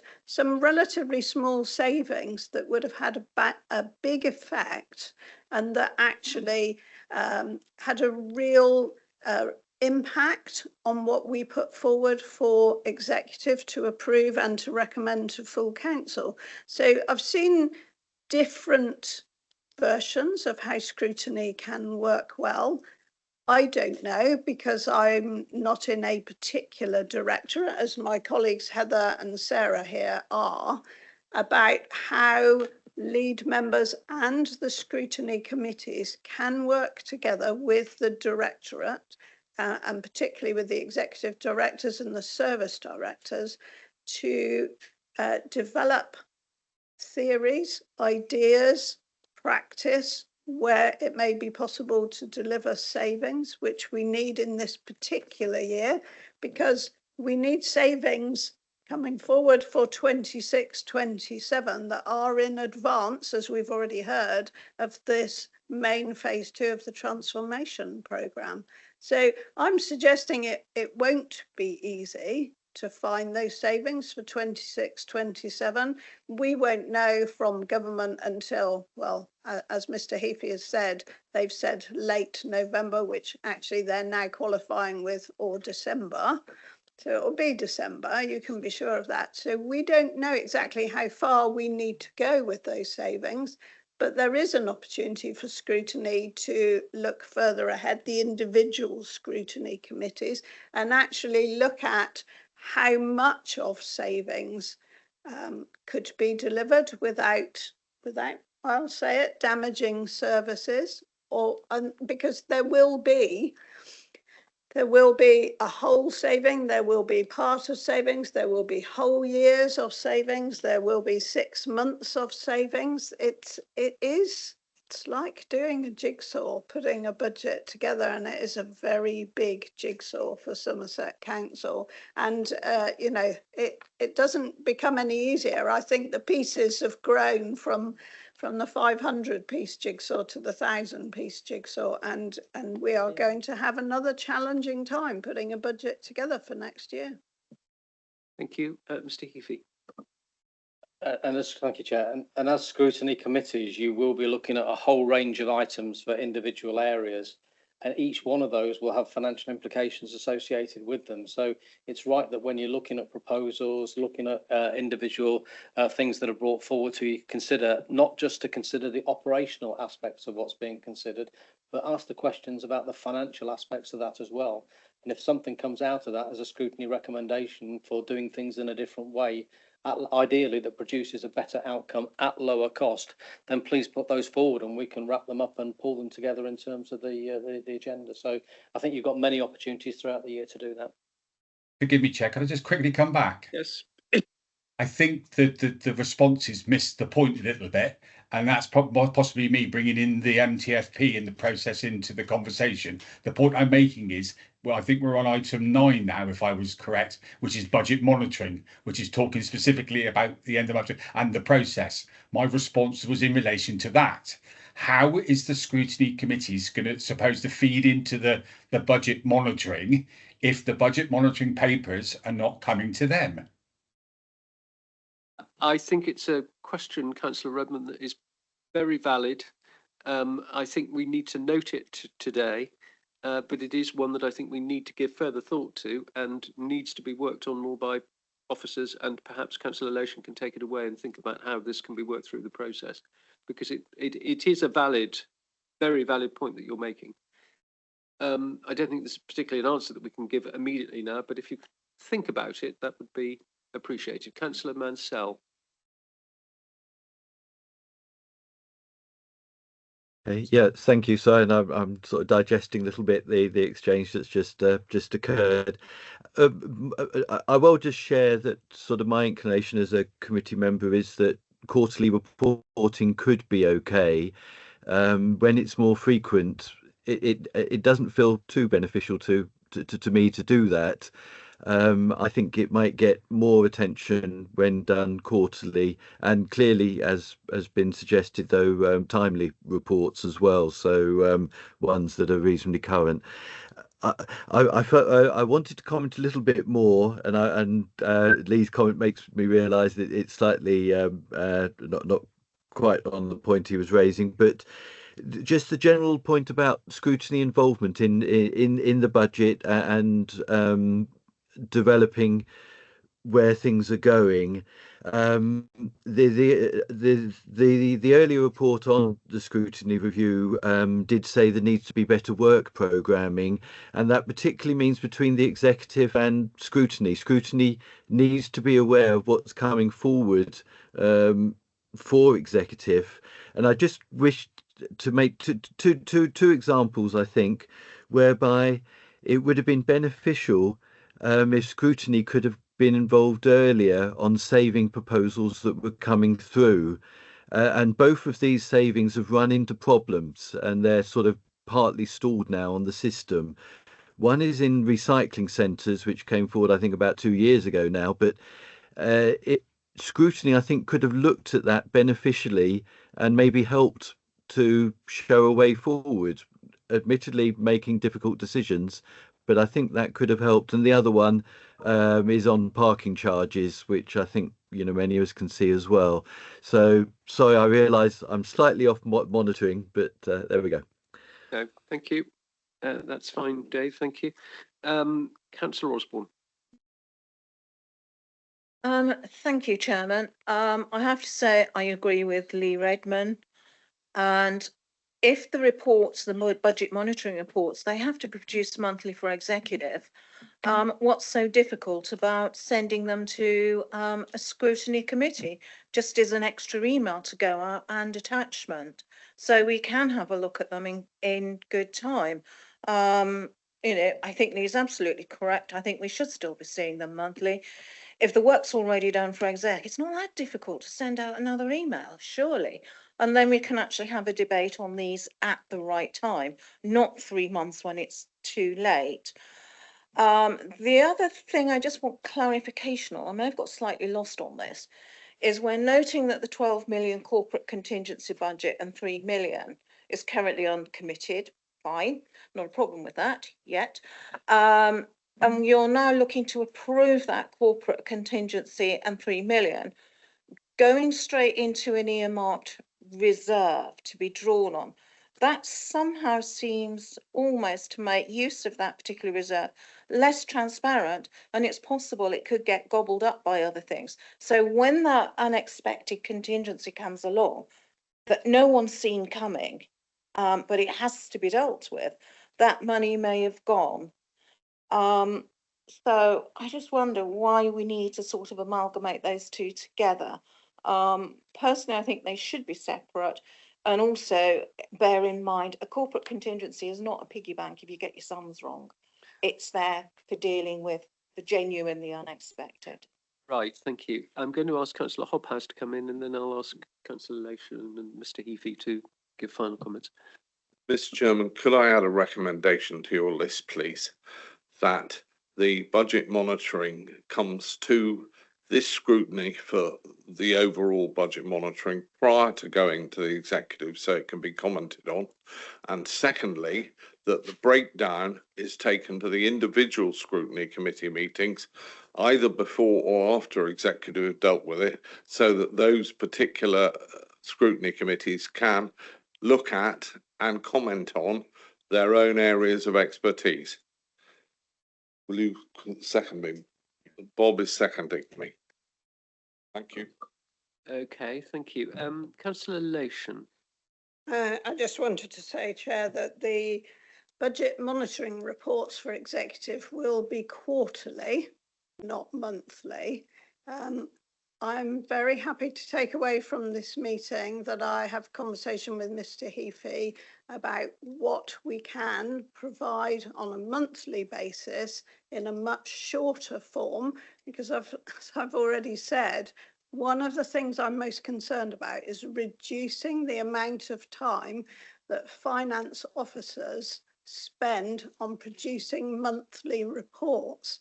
So I'm very happy to go away, work on those things that I have already mentioned, and come back to this scrutiny, and indeed all the scrutiny chairs, all 5, and to see if we can provide something for them. I won't call it an abbreviated form, but a shorter form and a summary of where we are each month that will still reduce the workload of the finance team, but ensure that all members, led by the executive and of course scrutiny, are kept informed of the trends that we are looking for. Because what we're really interested in is not comparing the exact figure this month compared with last month. What we're really looking for is the trends and where we need to be concerned. And that ties in with the performance reporting and the risk reporting. And we do, of course, also have the performance risk and budget board now, which is not a public meeting, I accept that, but which has the overall view of the interplay between those 3. So if you ever want to have a long conversation over a cup of coffee about interplay between performance reporting, risk monitoring and budget monitoring, we'll be right with you, and Councillor Shearer will be there too. And bringing the biscuits as well, I hope. Never without biscuits, Chair.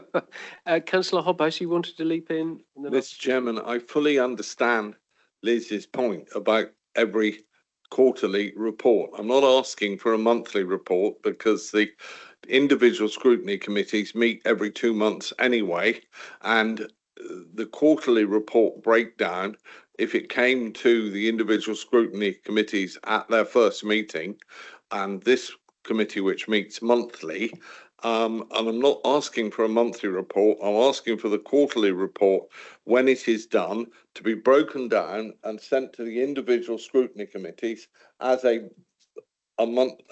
quarterly thing at the earliest opportunity. It's only a matter of breaking down the figures you've already got and individually putting them to the individual scrutiny committees. So, Chair, let me take this away and discuss with Mr. Heafy the difference of when executive meets, when scrutiny meets, and how we can make all of this work is something we'll need to involve Mr. Wooldridge as well. Try and tie this all up in our recommendations in a minute. Mr. Heafy, is there anything else you want to add? No, just a commitment to work with Councillor Lation to make it work for you. The intention is to make it work for everybody within the organisation, and you're balancing across various different stakeholders and interested parties trying to get it out. So we'll find that right balance for you. Thank you. So just then, if we may move to the recommendations, and please shout if you don't think this summarises it sufficiently. So we've got the recommendations on page 103, item 8. So we have considered and commented on the recommendations for the executive. So we note them A to H, but we do wish to add to that, I think, that we join with the portfolio holder in urging that figures come out sooner after the end of the relevant quarter, and that the information provided is consistent. We welcome the undertaking that financial information can be provided to scrutiny on a monthly basis that is meaningful, but not necessarily carrying the full detail of the quarterly reports. We would hope that the portfolio holder will be able to work on providing a breakdown to the relevant scrutiny committee in order for them to understand more fully the budget movements in their own particular sphere. And finally, we welcome the portfolio holder's assurance that scrutiny can, in any event, escalate any financial concern without necessarily having to wait for an executive process. Does that about sum it up? Yes? Could I just say, where you said consistent, could I ask you to include consistent across directorates? Consistent across the directorates. Right, is everybody happy with that? Now I see all those in favour. Thank you very much. Thank you. So that then brings us to item 10, which is the closure report for workforce restructure programme. And this is on page 145 of the agenda pack. And it is going to be presented by Councillor Butt-Philip. Thank you very much. Thanks for waiting so patiently. Thank you very much. It's been a fascinating day spent listening to your deliberations, as always. And remembering what it was like in France yesterday. Indeed. Thank you very much for giving us the opportunity to present this report. It's not always the case that closure reports are presented in this way, but I think it's important and appropriate given the scale of the changes of the workforce programme. And even though it's not usual to do it this way, we need to do things differently and better. And this is an example of that.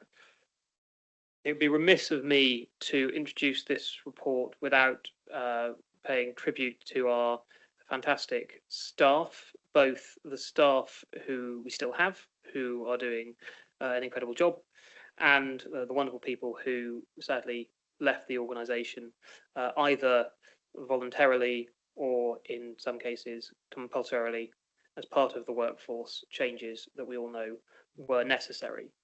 The closure report details that we have been able to reduce the full-time headcount of the staff by 500 62 as a result of the, firstly, as a result of the whole council voluntary redundancy scheme, but also other elements, including the duty of staff where services have been devolved, the reorganisation of the senior management team, and of course the whole council restructure, which sadly did mean that 87 members of staff left on compulsory redundancy. It's always very sad when any of our fantastic and hardworking staff have to leave. However, given the scale of this project and the number of posts that have been removed from the organisation, the fact that we have managed to keep that figure as low as it is an enormous achievement, and huge thanks are owed to the HR team and to everyone who was involved in the work of designing the new organisation and minimising the compulsory redundancies, which have, those projects put together have enabled us to make an ongoing saving of in excess of 33 million a year, which obviously goes a significant way to helping us to create the financially sustainable council that we wish to see, able to deliver for the people and residents of Somerset. That's all from me, unless anyone has any specific questions later on, but I will hand over to Nicola Hayak, who is the Transformation HR lead, who worked with Dawn Betteridge and others on the workforce programme.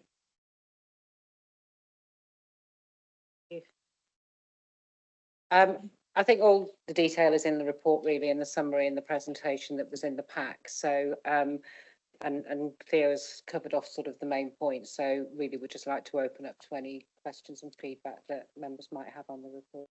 Thank you very much. Sue, Councillor Osborne. Thank you, Chairman. I have to say, I found this report an absolutely fascinating read. And also very clear and easy to understand. Sorry, have I? No, I was just saying it's always a bad sign when somebody says it was a fascinating read. No, it actually was, because what I think it gave was an insight into what was a very large scale restructure programme. And we actually did it under our own steam and predominantly with our own resources. And you actually managed to just about, by the skin of your teeth, get it done in time. And there was lots of points, I think, coming out of that report, and particularly the lessons learned, what went well, what could have gone better. If you don't read anything else, do read that section, because there are some great recommendations in there which should be transferred and captured in our phase 2 transformation programme. In fact, in some ways, it's a pity we didn't do this one before we did transformation, because I think it does set a little bit of a scene in terms of what you're trying to do.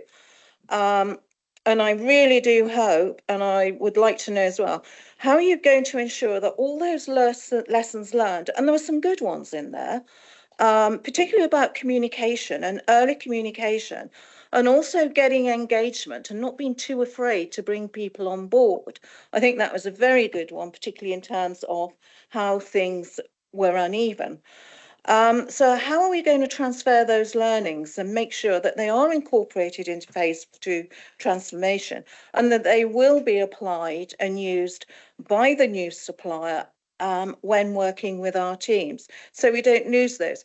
One of the things that came out of Newton and was an expectation was that because we were learning new ways with Newton and staff were working alongside, there may be an opportunity, because skills are transferable, that's why you're developing them, that the transferable skills that staff learned could also start to percolate through our own organisation. I'm not sure that happened, but it certainly benefited the NHS, because I think they took a lot of the Newton work when they revised their community hospital proposals, and we had a chance to debate those next week. You could see Newton fingerprints over there. So I think the NHS benefited just as much from the 7 million investment as perhaps what our adult and social care did. And just a comment as well, the first restructure that was done, which was, I think when the new CEO came in, he's not here to defend himself, actually gave us the 7 directors plus the 22 service directors, and people duly applied for those posts in good faith. 12 months later, we're cutting back to 4 execs and 22 service and 15 service directors. That meant that some of our brightest and best who'd applied for those faced redundancy. It was not a happy experience having to interview talented people in competition with other talented people for a job. All of them were people we should not have been losing, and we actually did. And I think that was a rather sad bit. In hindsight, perhaps the bullet should have been bitten at the beginning, that we have to shrink. Perhaps we should have bitten that bullet right at the beginning. You can add to a team far more easily than you can shrink a team. Those would be my observations on that. But I really enjoyed reading this report. I think it gave you an incredible oversight into what a restructure is and what a transformation could actually feel like. But this was just one part of it, and we're looking to do it over a whole council. So I think it gives you a flavour of the enormity of the project that you're about to embark on. But thank you for this report, Dawn and Nicola. You know, I will commend it. I think it's a good report. And I think there's a lot to learn from reading that, whether you're a senior, or whether you're the chief exec, or whether you're the person at layer 6. There's a lot to learn. And I think there's a lot of food for thought in there for our officers at the moment. Thank you. Thank you very much, Councillor Osborne. Councillor Filmer. Yeah, also welcome the report. There's just one item of detail which I was trying to get my head around. Under the objectives, we originally were talking about a maximum reduction of full-time equivalents of 20 to 26%. And I think from page 167 it worked out at 10.8%, which is obviously an awful lot less. So what was it that meant that we could still achieve what we achieved with such a smaller reduction than we were originally fearing? It's a really good question, actually. In terms of the difference in numbers, if we'd have just chased the number, if we'd have chased the 40 million, we could have done it. We could have taken more staff out, but it would have created service failure. And we were really keen to listen to the trade unions and our staff and do proper consultation and ensure that we were not stripping out services beyond an acceptable level that we believed, in fact, we knew that they would still be able to cope with. So that's why the overall savings were 33 and not 40. And the reason that we kept the staff savings down so low is really just from day one, we really robustly control vacancy management. So the vast majority of the savings were budgeted posts that had nobody in them that we could remove from the establishment and then cleverly redesign all the services, which meant that the impact on staff was minimal compared to, say, 22 to 26%, because we could have been losing 1,000 people. We lost, you know, say the numbers are there, speak for themselves, 87 people under compulsory terms, and everybody else either went voluntarily or they were able to secure other roles. But we worked really, really hard to get those results. Thank you. Any other comments that members wish to make, please? Congratulations. Just want to make the point, Chair, that it is a fantastic piece of work with those compulsory redundancies kept to a minimum. It's the first piece of the work. There is, of course, the pay and grading review coming now, and my understanding is you can't have one piece of work without the second piece of work. So with a partner and with a budget that has been discussed in other meetings, there is still a very significant piece of work to do. But I think we can all have confidence that, led by Dawn and Nicola, that our HR department will do a good job of that piece of work too. Thank you very much. Councillor Mansell online. Thank you. Yes, and thank you for the report. It is interesting and helpful. There are 3 areas where I thought it some more could be provided. So I'll just quickly run through those. One, it is there, but clearly, as commented, one way in which the staff reduction has been achieved is actually by taking out vacancies. So it looks like about 230 thereabouts. Possibly that could just have been made a bit clearer, but it has in the response just been given, and it is in the report, but nevertheless is a key thing. Something that also I would have liked to see covered a little bit more was the agency staff that have been lost. And some of those had actually been very long term with the council and were good officers. Probably, many cases we weren't really always aware that they were agency. I feel that there may be something that should be noted on that. And actually, Liz's point about pay and grading, I think, is particularly relevant. The reason why some of them couldn't continue was because their pay and grading was too low. And so, in effect, it appears that they got forced out at this stage, and later on, pay and grading is going to be sorted out, and just possibly it may have been a more attractive position again. So I don't feel that's covered as much as I would like to see in the report. And the other thing which doesn't seem to be mentioned, which I feel should be, is that members were part of the consultation, and we did feedback, we had briefings, and we fed into the process. I hope our comments were taken note of. I had the feeling that they were, but unless I've overlooked it, I can't see that mentioned in the consultation section of the report. So it appears to be an oversight. Okay, but thank you for the report. Thank you, Councillor Mansell. Do you want to respond to that? Yeah, so all good points, and thank you for that. So and yes, we can amend the report. That's the reason for coming today. We can make some additions and make some things clearer if we need to. And I think, and obviously people will appreciate that with agency staff who may have left the organisation, that one of the mitigations that we have to make to reduce redundancies is always looking at vacancies and always looking at agency staff. So whilst fully hear what you're saying about you will lose good people through that process. Obviously, that is a practice that we need to undertake when we're going through restructuring. But we can sort of make mention of that in more detail. And I think there is a small mention around members being part of the consultation, and certainly the engagement that we had with members. But happy again to add a bit more around that. That's not. Thank you. That would be helpful if you could do that. And Councillor Andy Dingwall online also. Thank you, Chair. Just a quick question about how the pay and grading review that Councillor Lations just mentioned will impact the final savings detailed out in this report. So, without presuming the results of the review, my instinct is that many colleagues who are still with us are working expanded roles to pick up essential duties that the colleagues who aren't with us anymore were doing previously. So with that in mind, pay and grading review is likely to see an increase in the overall cost base, the wage base for the council. So will we see a report of the final ongoing savings that are, as Councillor Lations put, these two projects are inextricably linked, but the final savings that are detailed in the report are probably going to be lower ongoing following a pay and grading review. So will we see a transparent kind of report and review of what they look like?